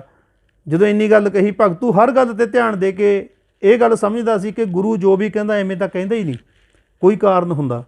ਤਾਂ ਜਦੋਂ ਭਾਈ ਭਗਤੂ ਨੂੰ ਜੰਨਾਂ ਦਾ ਲਾੜਾ ਕਿਹਾ, ਤੇ ਉੱਥੋਂ ਉਹਦੇ ਮਨ 'ਚ ਸੰਕਲਪ ਆਇਆ ਕਿ ਮੈਨੂੰ ਜੰਨਾਂ ਦਾ ਲਾੜਾ ਮਹਾਰਾਜ ਨੇ ਬਣਾਤਾ, ਕਹਿਤਾ ਜਾਂ ਤਾਂ ਮੈਨੂੰ ਜਨਮ ਹੋਰ ਲੈਣਾ ਪਊ, ਸਾਧਨਾ ਕਰ ਰਿਹਾ ਸੀ, ਤੇ ਜਾਂ ਮੈਂ ਇਸੇ ਜਨਮ 'ਚ ਇਹ ਨਿਬੇੜਾਂ। ਇਹ ਬਸ ਮਨ 'ਚ ਹੀ ਫੁਰਨਾ ਉਹਦੇ ਜੱਚ ਗਿਆ, ਤਾਂ ਇਹ ਗੱਲ ਨੂੰ ਮੁੱਖ ਰੱਖ ਕੇ ਚਿੱਤ 'ਚ ਰੱਖੀ ਗੱਲ। ਚਲੋ ਮਾफ़ੀ ਮੰਗੀ ਸਤਿਗੁਰਾਂ ਤੋਂ, ਕਹਿੰਦੇ ਜੀ ਮੈਥੋਂ ਗਲਤੀ ਨਾ ਇਹ ਹੋ ਗਿਆ। ਉਹ ਕਹਿੰਦੇ ਕੋਈ ਗੱਲ ਨਹੀਂ, ਫਿਰ ਆਪਣਾ ਦਰਬਾਰ ਆ, ਕੋਈ ਤੂੰ ਫਿਕਰ ਨਾ ਕਰ। ਕਹਿੰਦੇ ਤੁਸੀਂ ਜੰਨਾਂ ਦਾ ਲਾੜਾ ਕਹਿਤਾ, ਕਹਿੰਦੇ ਇਹ ਵੀ ਫਿਕਰ ਨਾ ਕਰ, ਭਾਣੇ 'ਚ ਹੀ ਹੈ। ਚਲੋ ਭਾਈ ਭਗਤੂ ਉੱਥੇ ਸੇਵਾ ਕਰਨ ਦੌਰਾਨ ਵਿੱਚ ਦੀ ਆਪਦਾ ਭੁੱਚੋ ਪਿੰਡ ਬੰਨਿਆ ਸੀ ਇਹਨਾਂ ਨੇ, ਜਿਹੜੀ ਆ ਭੁੱਚੋ ਸੜਕ ਦੇ ਉੱਤੇ ਆਉਂਦੀ ਹੈ, ਕੱਚੀ ਭੁੱਚੋ ਆਪਾਂ ਕਹਿ ਦਿੰਦੇ ਹਾਂ। ਇਹ ਦੋਨੇ ਭੁੱਚੋ ਹੀ ਭਾਈ ਭਗਤੂ ਦੀਆਂ ਅੰਸ ਦੀਆਂ। ਪਹਿਲਾਂ ਇੱਥੇ ਥੋੜ੍ਹੇ ਵੱਡੇ ਘਰ ਵੀ ਉਹੋ ਜਿਹੇ ਹੈਗੇ, ਤੇ ਇੱਥੇ ਭਾਈ ਭਗਤੂ ਜੀ ਰਹਿੰਦੇ ਹੁੰਦੇ ਸੀਗੇ। ਇੱਥੇ ਜਦੋਂ ਵਾਪਸ ਆਏ, ਇੱਥੇ ਮਿਲ ਕੇ ਬੱਚਿਆਂ ਨੂੰ ਜਦੋਂ ਜਾ ਰਹੇ ਸੀਗੇ ਘੋੜੇ 'ਤੇ ਇਕੱਲੇ, ਇੱਥੋਂ ਦੀ ਜਾਂਦੇ ਇੱਕ ਡਿੱਖ ਪਿੰਡ ਆਉਂਦਾ ਸਨ ਦੇ ਵਿੱਚ, ਉੱਥੇ ਦੀ ਲੜਕੀ ਗਿੱਲ ਗੋਤ ਆ ਉਹਨਾਂ ਦਾ, ਬੀਬੀ ਬੀਰੋ, ਉਹ ਮਣੇ 'ਤੇ ਖੜੀ ਬਾਜਰਾ ਹਕਾਰੀ ਜਾਂਦੀ ਹੈ। ਤੇ ਜਦੋਂ ਭਾਈ ਭਗਤੂ ਕੋਲ ਦੀ ਲੰਘਣ ਲੱਗੇ ਤੇ ਵੇਖਿਆ ਇਹ ਕੋਈ ਜਨਮਾਂ ਜਨਮਾਂ ਦੀ ਖੇਡ ਹੁੰਦੀ ਹੈ, ਰੂਹਾਂ ਦਾ ਮੇਲ, ਜਾਨੀ ਜਿਹੜਾ ਤੁਹਾਡੇ ਨਾਲ ਰੂਹ ਦਾ ਕੋਈ ਭਾਜਨ ਬੰਦਗੀ ਤੁਸੀਂ ਇਕੱਠਿਆਂ ਨੇ ਕੀਤਾ, ਕਿਤੇ ਸੇਵਾ ਇਕੱਠਿਆਂ ਨੇ ਕੀਤੀ ਆ, ਉਹ ਪਹਿਲੀ ਨਜ਼ਰੇ ਖਿੱਚ ਪੈਣੀ ਸ਼ੁਰੂ ਹੋ ਜਾਂਦੀ ਹੈ। ਕਲੀਅਰ ਤਾਂ ਨਹੀਂ ਹੁੰਦਾ ਵੀ ਇਹ ਕਾਰਨ ਕੀ ਹੈ। ਚਲੋ ਜਿਹੜੇ ਭਗਤੀ ਵਾਲੇ ਉਹ ਆਪਸ ਵਿੱਚ ਸਮਝਦੇ ਆ। ਤਾਂ ਭਾਈ ਭਗਤੂ ਨੇ ਚੁੱਪ ਕਰਕੇ ਜਾ ਕੇ ਮਣੇ ਦੇ ਉੱਦੀ ਆਏ 6-7 ਗੇੜੇ ਦਿੱਤੇ, ਜਿਵੇਂ 4 ਗੇੜੇ ਦਿੱਤੇ ਜੋ ਕਹਿ ਲਓ, ਦੇ ਕੇ ਕਹਿੰਦੇ ਵੀ ਤੂੰ ਅੱਜ ਤੋਂ ਸਾਡੀ ਹੋ ਚੁੱਕੀ, ਮੈਂ ਆਪਦੇ ਗੁਰੂ ਦਾ ਬਚਨ ਪੁਗਾ ਚੱਲਿਆ। ਜਦੋਂ ਇਹ ਕਿਹਾ ਤਾਂ ਉਹ ਬੀਬੀ ਨੇ ਬੇਨਤੀ ਕੀਤੀ, ਕਹਿੰਦੀ ਵੀ ਮੈਨੂੰ ਇਹ ਤਾਂ ਦੱਸ ਦਿਓ ਵੀ ਤੁਸੀਂ ਹੈ ਕੌਣ, ਇਹ ਗੱਲ ਤੁਸੀਂ ਕੀਤੀ ਕਿਵੇਂ ਆ। ਤਾਂ ਕਿਹਾ ਮੇਰਾ ਨਾਂ ਭਗਤੂ ਆ। ਉਸ ਵੇਲੇ ਤੱਕ ਭਾਈ ਭਗਤੂ ਦਾ ਨਾਂ ਤਕਰੀਬਨ ਲੋਕ ਜਾਣਨ ਲੱਗ ਗਏ ਸੀ, ਕਿਉਂਕਿ ਗੁਰੂਆਂ ਦੇ ਦਰਬਾਰ 'ਚ ਰਹਿਣ ਕਰਕੇ ਇਸ ਇਲਾਕੇ ਦੇ ਵਿੱਚੋਂ ਮੁਖੀਆਂ ਵਾਂਗੂ ਵਿਚਰਦੇ ਸੀਗੇ। ਇੱਥੋਂ ਦਸਵੰਧ ਲਿਜਾਣਾ, ਸੇਵਾ ਲੈ ਕੇ ਜਾਣੀ, ਸਾਰੇ ਨਗਰਾਂ ਦੇ ਵਿੱਚ ਨਾਂ ਚੱਲਦਾ ਸੀ। ਚਲੋ ਬੀਬੀ ਨੇ ਕਿਹਾ ਵੀ ਮੇਰੇ ਧੰਨ ਭਾਗ ਜੇ ਤੁਸੀਂ ਮੈਨੂੰ ਅਪਣਾਇਆ, ਤੁਸੀਂ ਇਹ ਗੱਲ ਕੀਤੀ ਆ। ਤਾਂ ਜਦੋਂ ਮੇਰਾ ਪਰਿਵਾਰ, ਮੇਰਾ ਮਾਂ ਪਿਓ ਪੁੱਛੂਗਾ ਕਿ ਇਹ ਕਾਰਨ ਕੀ ਆ, ਤਾਂ ਮੈਂ ਕੀ ਸਬੂਤ ਦੇਵਾਂ ਕਿ ਮੈਨੂੰ ਇਹ ਗੱਲ ਕਹਿ ਕੇ ਗਏ ਆ। ਤਾਂ ਜਿਹੜੇ ਮਣੇ 'ਤੇ ਖੜੀ ਸੀ ਉਹਨਾਂ ਨੇ ਕਿਹਾ ਕਿ ਮਣਾ ਤੇਰੀ ਗਵਾਹੀ ਭਰੂਗਾ। ਇਹ ਗੱਲ ਕਹਿ ਕੇ ਆਪ ਅੱਗੇ ਚਲੇ ਗਏ। ਚਲੋ ਸਾਲ ਸੀ, ਮਹੀਨੇ, 2 ਸਾਲ ਜੋ ਸਮਾਂ ਲੰਘਿਆ, ਲੰਘਣ ਤੋਂ ਬਾਅਦ ਅੱਗੇ ਆਪਣੇ ਸਾਰੇ ਲੋਕਾਂ ਦੇ ਇਹ ਹੁੰਦਾ ਸੀ ਕਿ ਪੰਡਤ ਤੋਂ ਸਾਹਾ ਕਢਾਉਂਦੇ ਕਿ ਬੱਚੀ ਦਾ ਸਾਹਾ ਕਰਨਾ। ਉਹ ਜਦੋਂ ਸਾਹਾ ਕੱਢਣ ਦਾ ਕੋਈ ਲਗਨ ਵਗੈਰਾ ਇਸ ਤਰ੍ਹਾਂ ਦਾ ਹੁੰਦਾ, ਉਹ ਪੰਡਤ ਕਹਿਣ ਜੀ ਬੀਬੀ ਦੇ ਲਾਗ ਆਉਂਦੀ ਆ, ਰਸਤੇ ਦੇ ਵਿੱਚ ਕੋਈ ਕਾਰਨ ਹੋਇਆ ਵਾ। ਮਾਂ ਨੂੰ ਭਾਵੇਂ ਹੱਥਾਂ ਪੈਰਾਂ ਦੀ ਪੈ ਗਈ ਵੀ ਇਹ ਜੀ ਤਾਂ ਸਾਡੀ ਬੱਚੀ ਨਹੀਂ, ਹਾਲੇ ਵੀ ਕੋਈ ਐਸੀ ਵੈਸੀ ਗੱਲ ਹੋਈ ਹੋਵੇ। ਚਲੋ ਪੰਡਤ ਨੂੰ ਵਾਪਸ ਕਰਤਾ, ਕਹਿੰਦੇ ਅਸੀਂ ਕੱਲ੍ਹ ਨੂੰ ਬੁਲਾਵਾਂਗੇ, ਪੁੱਛਦੇ ਹਾਂ। ਬੀਬੀ ਨੂੰ ਇਕੱਲੀ ਨੂੰ ਬਹਾ ਕੇ ਪੁੱਛਿਆ ਵੀ ਕੋਈ ਕਾਰਨ ਤਾਂ ਨਹੀਂ ਹੈ ਤੇਰੇ ਚਿੱਤ ਦੇ ਵਿੱਚ, ਕੋਈ ਗੱਲਬਾਤ ਐਸੀ ਵੀ ਵਿਆਹ ਨਹੀਂ ਕਰਾਉਣਾ ਜਾਂ ਕੁਛ ਹੋਰ। ਪੰਡਤ ਜੀ ਦੱਸ ਰਿਹਾ ਕੋਈ ਲਾਗ ਆ ਰਹੀ ਆ। ਤਾਂ ਬੀਬੀ ਨੇ ਫਿਰ ਉਹ ਸਾਰੀ ਸਟੋਰੀ ਮਾਤਾ ਨੂੰ ਦੱਸੀ ਤੇ ਵੀ ਇਸ ਤਰ੍ਹਾਂ ਕਰਕੇ ਆਹ ਗੱਲ ਆ। ਮਾਤਾ ਨੇ ਆਪਦੇ ਘਰ ਵਾਲੇ ਨੂੰ, ਹੋਰਾਂ ਨੂੰ ਦੱਸੀ। ਉਹ ਕਹਿੰਦੇ ਵੀ ਐਂ ਹੁਣ ਇਹਦੀ ਕਿਵੇਂ ਗੱਲ ਮੰਨ ਲਗੇ, ਐਡੀ ਛੇਤੀ ਵੀ ਐਂ ਹੁੰਦਾ ਕਿਤੇ। ਉਹ ਕਹਿੰਦੀ ਮੈਨੂੰ ਆ ਵੀ ਬਚਨ ਕੀਤਾ ਸੀ, ਜਦੋਂ ਤੈਨੂੰ ਕਹਿਣਗੇ ਅਸੀਂ ਨਹੀਂ ਮੰਨਦੇ ਤਾਂ ਮਣੇ ਕੋਲੇ ਲਿਆਈ। ਉੱਥੇ ਇਤਿਹਾਸ ਦਾ ਜ਼ਿਕਰ ਹੈ ਕਿ ਜਦੋਂ ਮਣੇ ਕੋਲੇ ਸਾਰਿਆਂ ਨੇ ਜਾ ਕੇ ਦੇਖਿਆ, ਤਾਂ ਬੀਬੀ ਨੇ ਜਦੋਂ ਅਰਦਾਸ ਕਰਕੇ ਕਿਹਾ ਕਿ ਮੇਰੀ ਗਵਾਹੀ ਤੂੰ ਦੇਣੀ ਆ, ਤਾਂ ਉਹ ਜਿਹੜਾ ਮਣਾ ਸੀ ਸੁੱਕੀਆਂ ਲੱਕੜਾਂ ਗੱਡੀਆਂ ਵੀ ਉਹ ਕਰੁੰਬਲਾਂ ਕੱਢਿਆ ਆ। ਉੱਥੇ ਉਹ ਗਵਾਹੀ ਮੰਨੀ ਗਈ। ਇਹ ਗੱਲ ਪਹਿਲਾਂ ਦੱਸੀ ਕਿ ਇਹ ਜੇ ਤਾਂ ਹਰਾ ਹੋ ਗਿਆ ਤਾਂ ਸਮਝ ਲਓ ਸਾਡਾ ਹੋ ਚੁੱਕਿਆ ਸਗਨ ਆ ਜਿਹੜਾ, ਜਾਂ ਵਿਆਹ ਹੋ ਚੁੱਕਿਆ, ਤੇ ਜੇ ਇਹ ਨਹੀਂ ਗਵਾਹੀ ਦਿੰਦਾ ਤਾਂ ਠੀਕ ਹੈ। ਉੱਥੇ ਫਿਰ ਸਾਰੇ ਨਗਰ ਨੇ, ਪੰਚਾਇਤ ਨੇ ਮੰਨਿਆ ਤੇ ਕਹਿੰਦੇ ਚਲੋ ਆਪਾਂ ਭਾਈ ਭਗਤੂ ਦੇ ਨਗਰ ਚਲੋ। ਉੱਥੋਂ ਦੀ ਪੰਚਾਇਤ ਚੱਲ ਕੇ ਭੁੱਚੋ ਆਈ। ਭੁੱਚੋ ਆ ਕੇ ਭਾਈ ਗੌਰੇ ਨੂੰ ਮਿਲੇ, ਇੱਥੇ ਆ ਕੇ ਦੱਸਿਆ ਕਿ ਇਸ ਤਰ੍ਹਾਂ ਕਰਕੇ ਆਹ ਕਹਾਣੀ ਹੋਈ ਹੈ ਤੇ ਆਹ ਗੱਲ ਆ। ਜਦੋਂ ਭਾਈ ਗੌਰੇ ਵਰਗੇ ਦਰਬਾਰ ਜਾਂਦੇ ਰਹਿੰਦੇ ਸੀ, ਜਿਹੜੇ ਕਿ ਉਹਨਾਂ ਨੂੰ ਪਤਾ ਸੀ ਐਵੇਂ ਤਾਂ ਪਿਤਾ ਜੀ ਨੇ ਕੋਈ ਗੱਲ ਕਹੀ ਨਹੀਂ ਹੋਣੀ, ਜੇ ਗੁਰੂ ਦਾ ਕੋਈ ਹੁਕਮ ਸੀ ਫੇਰ ਹੀ ਹੋਇਆ। ਉਹ ਕਹਿੰਦੇ ਵੀ ਉਹ ਤਾਂ ਜਦੋਂ ਦੀ ਇਹ ਗੱਲ ਦੱਸਦੇ ਆ, ਜਾਣ ਸਾਰੀ ਸਰੀਰ ਤਿਆਗ ਗਏ ਤੇ ਚੜ੍ਹਾਈ ਕਰ ਗਏ ਸੀਗੇ। ਤੇ ਉਹ ਬੀਬੀ ਨੇ ਮਤਲਬ ਫੈਸਲਾ ਪਹਿਲਾਂ ਹੀ ਦੱਸਤਾ ਸੀ ਵੀ ਮੈਂ ਤਾਂ ਹੋਰ ਕਿਤੇ ਹੁਣ ਜਾਣਾ ਹੀ ਨਹੀਂ ਹੈ। ਤੇ ਇਸ ਕਰਕੇ ਜੇ ਤੁਹਾਡਾ ਫੈਸਲਾ ਵੀ ਉਹ ਇਸੇ ਤਰ੍ਹਾਂ ਹੀ ਪੂਰਾ ਕਰਨਾ, ਤੇ ਅਸੀਂ ਆਪਦੀ ਮਾਤਾ ਸਮਾਨ ਉਹਨੂੰ ਸਤਿਕਾਰ ਨਾਲ ਘਰੇ ਲਿਆਵਾਂਗੇ, ਤੇ ਉਹ ਆਪੇ ਆ ਕੇ ਆਪਦਾ ਘਰ ਆ ਜਿਹੜਾ ਇਹ ਸਾਂਭੇ। ਤਾਂ ਪੰਚਾਇਤ ਨੇ ਚਲੋ ਸਿਰ ਮੱਥੇ ਮੰਨਿਆ, ਜਾ ਕੇ ਦੱਸਿਆ ਬੀਬੀ ਬੀਰੋ ਨੂੰ। ਉਹ ਕਹਿੰਦੀ ਵੀ ਮੈਨੂੰ ਉਵੇਂ ਹੀ ਮਨਜ਼ੂਰ ਆ, ਮੈਂ ਐਵੇਂ ਜਿਵੇਂ ਜੱਤ ਸੱਤ ਨਾਲ ਰਹਿ ਕੇ ਜੀਵਨ ਲਗਾਊਂ। ਮੈਂ ਜਦੋਂ ਇੱਕ ਵਾਰੀ ਕਹਿਤਾ ਵੀ ਮੈਂ हो चुकी भाई भगतू की, तो हो चुकी गल, खत्म हो गई वो। तो फिर इत्थों नगर दियां कह लो संगतां जाके भाई भगतू का खूंडा सी घर, वो खूंडे नूं जिवें मानता लैके भी भाई भगतू की निशानी है, जाके बीबी बीरो नूं लैके आए, लिया के भाई गौरे ने बचन निभाया कि आउंदी नूं ले भी लै मां घर दियां चाबियां तूं साਂਭ, असीं बाहर दे काम ਸਾਂਭਾਂਗੇ, घर की कबीलदारी तेरे कोल आ। उदों तक ਇਹ ਜਿਹੜੀ ਬੀਬੀ ਵੀਰੋ ਆ, ਇਹ ਮਾਈ ਵੀਰੋ ਬਣ ਕੇ ਇਸ ਘਰ ਦੇ ਵਿੱਚ ਆਪਦੀ ਜਿਹੜੀ ਮੁਖੀ ਬਣ ਕੇ ਰਹਿ ਰਹੀ ਸੀ। ਜਦੋਂ ਇਹਨੂੰ ਪਤਾ ਲੱਗਿਆ ਕਿ ਸੱਤਵੇਂ ਪਾਤਸ਼ਾਹ ਦੀ ਹਜ਼ੂਰੀ ਦੇ ਵਿੱਚ ਮੇਰੀ ਨੂੰਹ ਨਾਲ ਆਹ ਗੱਲ ਵਾਪਰ ਗਈ, ਤਾਂ ਇਹਨੇ ਵੀ ਦਿਲਾਸਾ ਦਿੱਤਾ ਵੀ ਜੋ ਗੁਰੂ ਦਾ ਹੁਕਮ ਆਪਾਂ ਸਿਰ ਮੱਥੇ ਬੰਨਣਾ, ਮੈਂ ਵੀ ਤੇਰੇ ਸਾਹਮਣੇ ਮੰਨਿਆ। ਉਹ ਜਤ ਸਤਨਾ ਰਹਿਣ ਵਾਲੀ ਬੀਬੀ ਦਾ ਜੋ ਪ੍ਰਭਾਵ ਸੀ ਉਹ ਨੂੰਹ 'ਤੇ ਵੀ ਸੀਗਾ। ਤਾਂ ਉੱਥੋਂ ਫਿਰ ਇੱਥੇ ਸੰਤ ਦਾਸ ਪੈਦਾ ਹੁੰਦਾ ਸਤਿਗੁਰੂ ਦੇ ਬਚਨਾਂ ਨਾਲ। ਇਹ ਸੰਤ ਦਾਸ ਜੋ ਪੈਦਾ ਹੁੰਦਾ ਤਾਂ ਉਦੋਂ ਬਾਅਦ ਬੀਬੀ ਵੀਰੋ ਨੂੰ, ਮਾਈ ਵੀਰੋ ਨੂੰ ਇਹ ਫਿਕਰ ਹੁੰਦਾ ਕਿ ਹੁਣ ਇਹਦਾ ਮੈਂ ਇੱਕ ਅਲੱਗ ਘਰ-ਬਾਰ ਸਾਰਾ ਕੁਛ ਬਣਾ ਦਿਆਂ। ਅਤੇ ਭਾਈ ਗੌਰੇ ਨਾਲ ਗੱਲ ਕੀਤੀ, ਭਾਈ ਗੌਰਿਆ ਤੂੰ ਬਾਹਰ ਜੰਗਾਂ ਯੁੱਧਾਂ 'ਚ ਤੁਰਿਆ ਫਿਰਦਾ, ਮੈਨੂੰ ਹੁਣੀ ਦੱਸ ਦੇ ਕਿ ਮੈਂ ਇਹਦਾ ਜਿਹੜਾ ਭਾਈ ਜੀਵਨ ਦਾ ਹਿੱਸਾ, ਇਹਨੂੰ ਕਿਹੜੇ ਪਾਸੇ ਆਪਾਂ ਘਰ ਬਣਾ ਕੇ ਜਾਂ ਇਹਦੇ ਨਾਂ 'ਤੇ ਇਹ ਪਿੰਡ ਬੰਨ੍ਹਣਾ ਚਾਹੁੰਦੇ ਬੱਚੇ ਦੇ ਨਾਂ 'ਤੇ, ਜਾਂ ਕੁਛ ਵੀ ਆਪਾਂ ਕਰੀਏ। ਤਾਂ ਭਾਈ ਗੌਰੇ ਨੇ ਉਹ ਲਿਖਿਆ ਮਿਲਦਾ ਮਾਂ ਆਹ ਭੁੱਚੋ ਤੋਂ ਲੈ ਕੇ, ਜਿਹੜੀ ਭੁੱਚੋ 'ਚ ਆਪਾਂ ਬੈਠੇ ਹਾਂ ਜਿੱਥੋਂ ਲਵੇਰੀਸਰ ਆ ਜਾਂਦਾ, ਇੱਥੋਂ ਲੈ ਕੇ ਝੰਡੂਕਿਆ ਤੱਕ, ਉਹ ਇਤਿਹਾਸ 'ਚ ਝੰਡੂਕੇ ਪੁਰਾਣਾ ਪਿੰਡ ਇਹਦਾ ਜ਼ਿਕਰ ਆਉਂਦਾ, ਝੰਡੂਕਿਆ ਤੱਕ ਜਿੰਨਾ ਰਕਬਾ ਇਹ ਜੀਵਨ ਦਾ ਹੀ ਹੈ। ਇੱਧਰ ਨੂੰ ਜਿੱਥੋਂ ਤੱਕ ਤੁਹਾਡਾ ਮਨ ਮੰਨਦਾ ਉੱਥੋਂ ਤੱਕ ਰੋਕ ਲਓ। ਇਹ ਗੱਲ ਤੋਂ ਬਾਅਦ ਫਿਰ ਮਾਈ ਵੀਰੋ ਆਪ ਇੱਧਰ ਵੇਖਣ ਆਏ ਘੋੜੇ 'ਤੇ, ਕਿ ਜਦੋਂ ਆ ਕੇ ਇੱਥੇ ਤੁਰੇ ਫਿਰਦੇ ਸੀ, ਇੱਥੇ ਦੇਖਿਆ ਤਾਂ ਉਹਨਾਂ ਨੂੰ ਕੋਈ ਖਿੱਚ ਪਈ ਜਗ੍ਹਾ 'ਤੇ ਕਿ ਇਹ ਕੋਈ ਭਗਤੀ ਵਾਲੀ ਜਗ੍ਹਾ, ਜਿੱਥੇ ਪਹਿਲਾਂ ਵੀ ਕੋਈ ਪੀਰ ਫਕੀਰ ਸਿੱਧ ਪੁਰਸ਼ ਰਹਿ ਚੁੱਕੇ ਆ। ਤਾਂ ਇੱਥੇ ਆ ਕੇ ਮਾਤਾ ਨੇ ਰੋਕ ਲਿਆ ਘੋੜਾ ਆਪਣਾ। ਇੱਥੇ ਜਿਹੜੀਆਂ ਨਾਲ ਸੰਗਤਾਂ ਸੀ ਉਹਨਾਂ ਨੂੰ ਕਿਹਾ ਵੀ ਇੱਥੇ ਆਪਾਂ ਪਿੰਡ ਬਣਾਉਣਾ। ਇਹ ਪਿੰਡ ਦਾ ਫਿਰ ਇੱਥੇ ਅੱਗੇ ਚੱਕ ਪਾਉਂਦੇ। ਫਿਰ ਪਹਿਲੀ ਮਤਲਬ ਜਿਹੜੀ ਇਮਾਰਤ ਬਣਾਈ ਇੱਥੇ ਮਾਈ ਵੀਰੋ ਨੇ, ਇਹ ਬੁਰਜ ਆ ਜਿਹੜਾ, ਇਹ ਮਾਈ ਵੀਰੋ ਨੇ ਆਪਣੇ ਹੱਥੀਂ ਤਿਆਰ ਕਰਵਾਇਆ। ਤਿਆਰ ਕਰਕੇ ਫਿਰ ਹੋਰ ਘਰ ਪਾਉਣੇ ਲਾਮੀ ਸ਼ੁਰੂ ਕੀਤੇ। ਇਹਦਾ ਨਾਂ ਰੱਖਿਆ ਭਾਈ ਕਾ ਚੱਕ। ਉੱਥੋਂ ਇਹ ਭਾਈ ਕਾ ਚੱਕ ਵੱਜਿਆ। ਇਹ ਨਗਰ ਦੀ ਜਿਹੜੀ ਹੋਂਦ ਇੱਥੋਂ ਮਾਈ ਵੀਰੋ ਦੇ ਹੱਥੋਂ ਜਾਣੀ ਸ਼ੁਰੂ ਹੁੰਦੀ ਆ। ਇੱਥੋਂ ਬਾਅਦ ਫਿਰ ਇੱਥੇ ਸੰਤ ਦਾਸ ਜਵਾਨ ਹੁੰਦਾ, ਵੱਡਾ ਹੁੰਦਾ, ਤਾਂ ਮਾਈ ਵੀਰੋ ਇਹਦੇ ਵਿਆਹ ਕਰਦੀ ਆ। ਜਦੋਂ ਇਹਦਾ ਵਿਆਹ ਕੀਤਾ ਤਾਂ ਉਹ ਮਾਤਾ ਦੇ ਪੇਟੋਂ 2 ਬੱਚੇ ਪੈਦਾ ਹੋਏ, ਵੱਡਾ ਭਾਈ ਰਾਮ ਸਿੰਘ, ਉਦੋਂ ਛੋਟਾ ਭਾਈ ਫਤਿਹ ਸਿੰਘ। ਉਦੋਂ ਦਾ ਕੋਈ ਰਿਵਾਜ ਹੋਣਾ ਜਾਂ ਕੋਈ ਕਾਰਨ ਹੋਰ ਹੋਣਾ ਕਿ ਦੂਸਰਾ ਵਿਆਹ ਕੀਤਾ। ਦੂਸਰਾ ਵਿਆਹ ਕੀਤਾ ਤਾਂ ਉਹਦੇ ਮਾਤਾ ਦੇ ਪੇਟੋਂ ਭਾਈ ਬਖਤ ਸਿੰਘ ਅਤੇ ਤਖਤ ਸਿੰਘ 2 ਬੱਚੇ ਹੋਏ। ਤਾਂ ਇਸੇ ਵੇਲੇ ਹੀ ਸੰਤ ਦਾਸ ਦਾ ਜੋ ਤੀਜਾ ਵਿਆਹ ਹੋਇਆ ਤਾਂ ਇਹ ਹੋਇਆ ਭਾਈ ਜੇਠੂ ਸਿੰਘ ਢਿੱਲੋਂ, ਜਿਨ੍ਹਾਂ ਨੇ ਜੇਠੂ ਕੇ ਪਿੰਡ ਬੰਨ੍ਹਿਆ ਵਾ, ਉਹਨਾਂ ਦੀ ਸਪੁੱਤਰੀ ਮਾਈ ਦੇਸਾਂ ਨਾਲ। ਉਹ ਪਰਿਵਾਰ ਵੀ ਗੁਰੂ ਦੇ ਦਰਬਾਰ ਜਾਣ ਵਾਲਾ ਸੀ ਅਤੇ ਇਹ ਪਰਿਵਾਰ ਵੀ। ਤਾਂ ਉਹਨਾਂ ਨੇ ਬੜੀ ਖੁਸ਼ੀ ਨਾਲ ਆਪਦੀ ਜਿਹੜੀ ਬੇਟੀ ਦੀ ਸ਼ਾਦੀ ਇੱਥੇ ਸੰਤ ਦਾਸ ਨਾਲ ਕੀਤੀ। ਇਹ ਇੱਥੋਂ ਤੱਕ ਦਾ ਇਤਿਹਾਸ ਇੱਥੇ ਆ ਜਾਂਦਾ, ਇਸ ਨਗਰ ਦੇ ਵਿੱਚ ਮਾਈ ਦੇਸਾਂ ਤੱਕ ਆ ਜਾਂਦਾ। ਅਤੇ ਇੱਥੋਂ ਮਾਈ ਦੇਸਾਂ ਦੀ ਫਿਰ ਲੜੀ ਸ਼ੁਰੂ ਹੁੰਦੀ ਆ, ਜਿਹੜੀ ਕਿ ਅੱਗੇ ਜਾ ਕੇ 10ਵੇਂ ਪਾਤਸ਼ਾਹ ਤੱਕ ਜੁੜਦੀ ਆ। ਤਾਂ ਜਿਵੇਂ ਪਰਿਵਾਰਾਂ ਦੇ ਵਿੱਚ ਇੱਕ ਮਸਲੇ ਚੱਲਦੇ ਆ, ਜਦੋਂ ਨੂੰ ਮਾਈ ਦੇਸਾਂ ਆਉਂਦੀ ਆ ਜਾਂ ਸਣ ਦੇ ਵਿੱਚ ਵਿਆਹ ਹੁੰਦਾ ਅਤੇ ਮਾਈ ਵੀਰੋ ਆ ਜਿਹੜੀ, ਉਦੋਂ ਪਹਿਲਾਂ ਸਵਰਗ ਸੁਧਾਰ ਜਾਂਦੇ ਆ। ਕਿਉਂਕਿ ਮਾਈ ਦੇਸਾਂ ਦੇ ਵੇਲੇ ਕਿਸੇ ਇਤਿਹਾਸ ਦੇ ਵਿੱਚ ਜ਼ਿਕਰ ਨਹੀਂ ਆਉਂਦਾ ਹੈ। ਮਾਤਾ ਦਾ ਉਦੋਂ ਪਹਿਲਾਂ ਆਉਂਦਾ ਜਦੋਂ ਪਿੰਡ ਬੰਨ੍ਹਿਆ, ਸੰਤ ਦਾਸ ਨੂੰ ਪਾਲਿਆ, ਵਿਆਹ ਕੀਤਾ। ਅਤੇ ਵਿਆਹ ਤੋਂ ਬਾਅਦ ਮਤਲਬ ਮਾਈ ਵੀਰੋ ਆ ਜਿਹੜੇ ਚੜ੍ਹਾਈ ਕਰ ਜਾਂਦੇ ਆ, ਉਹਨਾਂ ਦਾ ਇੱਥੇ ਅਗੀਠਾ ਵੀ ਬਣਿਆ ਹੋਇਆ ਸਾਡੇ ਨਗਰ ਦੇ ਵਿੱਚ, ਜਿੱਥੋਂ ਇੱਟ ਲਿਜਾ ਕੇ ਅਤੇ ਕਰਤਾਰਪੁਰ ਤੋਂ ਭਾਈ ਭਗਤੂ ਦੀ ਸਮਾਧ 'ਚੋਂ ਇੱਟ ਲਿਆ ਕੇ ਚੱਕ ਰਾਮ ਸਿੰਘ ਵਾਲੇ ਜਿਹੜੀ ਮਾਈ ਵੀਰੋ ਦੀ ਜਗ੍ਹਾ ਉਹ ਬਣਾਈ ਗਈ ਹੈ। ਅਤੇ ਜਿੱਥੇ ਜਾਣੀ ਬਹੁਤ ਸੋਹਣਾ ਸੁੰਦਰ ਗੁਰਦੁਆਰਾ, ਬਹੁਤ ਜ਼ਿਆਦਾ ਕਿਰਪਾ, ਜਿੱਥੇ ਬੜਾ ਹੀ ਕੁਛ ਬਣਿਆ ਹੋਇਆ। ਉਹ ਨਗਰ ਦੇ ਫਿਰ ਭਾਈ ਰਾਮ ਸਿੰਘ ਨੇ ਆਪਣਾ ਨਗਰ ਬਣਿਆ। ਉਹ ਸਾਰਾ ਨਗਰ ਹੀ ਬੜੇ ਪਿਆਰ ਨਾਲ, ਸ਼ਰਧਾ ਨਾਲ ਸੇਵਾ ਕਰਦਾ ਮਾਈ ਵੀਰੋ ਦੇ ਅਸਥਾਨ 'ਤੇ। ਇੱਥੇ ਫਿਰ ਮਾਈ ਦੇਸਾਂ ਦਾ ਇਤਿਹਾਸ ਆਉਂਦਾ। ਤਾਂ ਮਾਈ ਦੇਸਾਂ ਦਾ ਇੱਕ ਬੜੀ ਘਟਨਾ ਘਟਦੀ ਆ ਕਿ ਵਿਆਹ ਤੋਂ ਕੁਝ ਸਮਾਂ ਬਾਅਦ ਸੰਤ ਦਾਸ ਦੀ ਮ੍ਰਿਤੂ ਹੋ ਜਾਂਦੀ ਹੈ। ਜਦੋਂ ਸੰਤ ਦਾਸ ਦੀ ਮੌਤ ਹੋ ਜਾਂਦੀ ਹੈ ਤਾਂ ਇਹ ਆਮ ਹੀ ਰਿਵਾਜ ਕਹਿ ਲਓ ਜਾਂ ਸਮਾਜ ਦੇ ਵਰਤਾਰੇ ਕਹਿ ਲਓ, ਅਤੇ ਦੂਜਿਆਂ ਦੀਆਂ ਸਾਰਿਆਂ ਦੀਆਂ ਅੱਖਾਂ ਫਿਰ ਜਾਂਦੀਆਂ ਅਤੇ ਮਾਈ ਦੇਸਾਂ ਨੂੰ ਬੁਲਾਉਣਾ ਚਲਾਉਣਾ ਘੱਟ ਕਰ ਦਿੰਦੇ ਆ। ਕੋਈ ਕਹਿੰਦਾ ਇਹਦੇ ਆਉਣ ਨਾਲ ਮੌਤ ਹੋਈ, ਕੋਈ ਕਹਿੰਦਾ ਕਲੈਣੀ ਆ, ਕੋਈ ਕੁਛ ਜਿਵੇਂ ਬੁੜੀਆਂ ਦੇ ਹੁੰਦੇ ਆ ਉਹਨੇ ਬਚਨ ਉਹ ਗਲਤ ਬੋਲਣੇ ਅਤੇ ਬੜਾ ਜਲੀਲ ਕਰਨਾ, ਤੰਗ ਕਰਨਾ। ਸਰੀਕੇ ਕਬੀਲੇ ਨੇ, ਉਹ ਦੂਜੀਆਂ ਮਾਈਆਂ ਨੇ ਜਾਂ ਹੋਰ ਸਾਰਾ, ਹੈ ਨਾ। ਤਾਂ ਇਹ ਮਾਈ ਦਾ ਇੱਕ ਫਿਰ ਸੁਭਾਅ ਬਣ ਗਿਆ ਅਤੇ ਪੰਚਾਇਤੀ ਤੌਰ 'ਤੇ ਗੱਲਬਾਤ ਹੋ ਕੇ ਕਿ ਵੀ ਤੂੰ ਸਾਡੇ ਘਰੇ ਨਾ ਬੜੀ, ਵੀ ਤੈਨੂੰ ਆਹ ਕੋਠੜੀ ਦਿੱਤੀ ਹੈ ਜਿਹੜਾ ਬੁਰਜ ਹੈ, ਤੂੰ ਆਪਦੇ ਘਰੇ ਰਹਿਣਾ। ਇਹਦੇ ਐਂ ਕੰਧ ਲਾਤੀ, ਇੱਧਰਲੇ ਪਾਸੇ ਰਾਮ ਸਿੰਘ ਫਤਿਹ ਸਿੰਘ ਦਾ ਘਰ ਸੀ, ਉਹਨਾਂ ਦਾ ਬਣਿਆ ਹੋਇਆ ਕੋਈ ਮਕਾਨ ਸੀਗਾ। ਦੂਜੇ ਪਾਸੇ ਕੰਧ ਲਾਤੀ ਜਿੱਥੇ ਕਿ ਬਖਤ ਸਿੰਘ ਤਖਤ ਸਿੰਘ ਦਾ ਘਰ ਸੀ। ਅਤੇ ਬਸ ਵਿਚਾਲੇ ਇਹ ਮਾਤਾ ਨੂੰ ਕੋਠੜੀ ਦੇਤੀ। ਮਾਤਾ ਇਹਦੇ 'ਚ ਬੈਠੀ ਆਪਦਾ ਭਜਨ ਬੰਦਗੀ ਮਤਲਬ ਸੇਵਾ ਸਿਮਰਨ ਕਰਦੀ। ਜੋ ਮਾਈ ਦੇਸਾਂ ਨਾਲ ਘਟਨਾ ਘਟੀ ਕਿ ਜਿਵੇਂ ਸੰਤ ਦਾਸ ਨਾਲ ਵਿਆਹ ਹੋਇਆ ਤੇ ਵਿਆਹ ਤੋਂ ਬਾਅਦ ਉਹਨਾਂ ਨੇ ਆਨੰਦਪੁਰ ਸਾਹਿਬ ਜਾ ਕੇ ਸਤਿਗੁਰਾਂ ਦੇ ਚਰਨਾਂ ਦੇ ਵਿੱਚ ਸੇਵਾ ਕਰਨੀ, ਉੱਥੇ ਮਹੀਨਾ ਮਹੀਨਾ 2-2 ਮਹੀਨੇ ਰਹਿ ਕੇ ਆਉਣਾ, ਸਾਹਿਬਜ਼ਾਦਿਆਂ ਦੀ ਸੇਵਾ ਕਰਕੇ ਆਉਣੀ, ਗੁਰੂ ਸਾਹਿਬ ਦੇ ਦਰਬਾਰ 'ਚ ਸੇਵਾ ਕਰਨੀ ਮਾਈ ਦੇਸਾਂ ਨੇ। ਉਹ ਸਾਰੀਆਂ ਯਾਦਾਂ ਨੂੰ ਮਨ 'ਚ ਲੈ ਕੇ ਜੋ ਨਾਮਦਾਨ ਸਿਮਰਨ ਦਿੱਤਾ ਹੋਇਆ ਸੀਗਾ ਸਤਿਗੁਰਾਂ ਨੇ, ਉਹ ਜਪਦੇ ਰਹਿਣਾ। ਇੱਕ ਇਤਿਹਾਸ 'ਚ ਜ਼ਿਕਰ ਆਉਂਦਾ, ਭਾਈ ਵੀਰ ਸਿੰਘ ਜ਼ਿਕਰ ਕਰਦੇ ਆ ਕਿ ਬੀਬੀ ਅਤੀਸੋ ਕੋਈ ਨਗਰ ਦੀ ਬੁੜੀ ਆ, ਜਿਹੜੀ ਮਾਈ ਦੇਸਾਂ ਦੇ ਦੁੱਖ ਨੂੰ ਦਰਦ ਨੂੰ ਸਮਝਦੀ ਆ। ਉਹ ਰੋਜ਼ਾਨਾ ਇੱਕ ਗੇੜਾ ਮਾਈ ਦੇਸਾਂ ਕੋਲ ਲਾਉਂਦੀ ਆ, ਉਹਨੂੰ ਮਤਲਬ ਕੋਈ ਚੀਜ਼ ਵਸਤ ਦੀ ਲੋੜ ਆ, ਹੋਰਾਂ ਦੀ ਮਦਦ ਕਰਦੀ ਹੈ।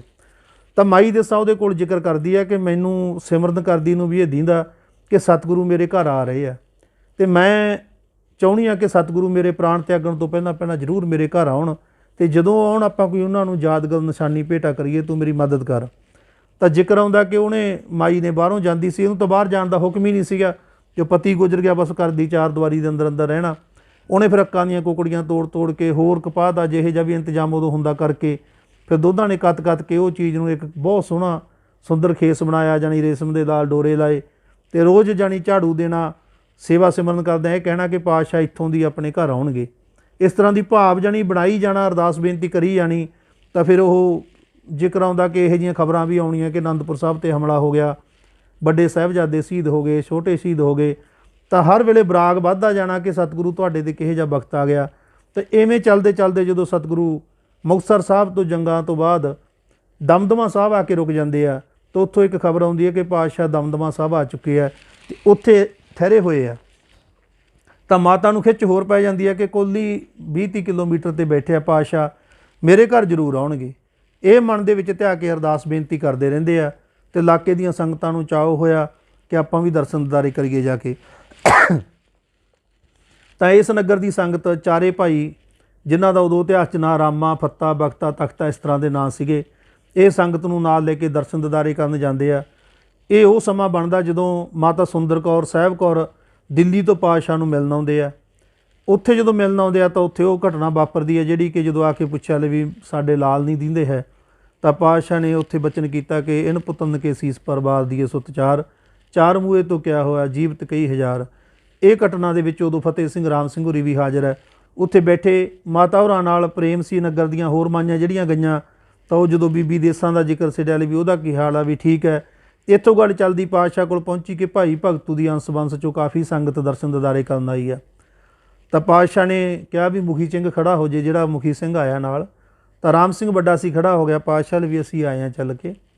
ਤਾਂ ਪਾਤਸ਼ਾਹ ਨੇ ਮੁਸਕਰਾ ਕੇ ਕਿਹਾ, ਰਾਮ ਸਿਆਂ ਸਾਡਾ ਦਿਲ ਕਰਦਾ ਅਸੀਂ ਵੀ ਤੇਰੇ ਨਗਰ ਆਈਏ, ਸਾਨੂੰ ਬੜੀ ਖਿੱਚ ਪੈਂਦੀ ਹੈ, ਅਸੀਂ ਆਉਣਾ ਚਾਹੁੰਦੇ ਹਾਂ।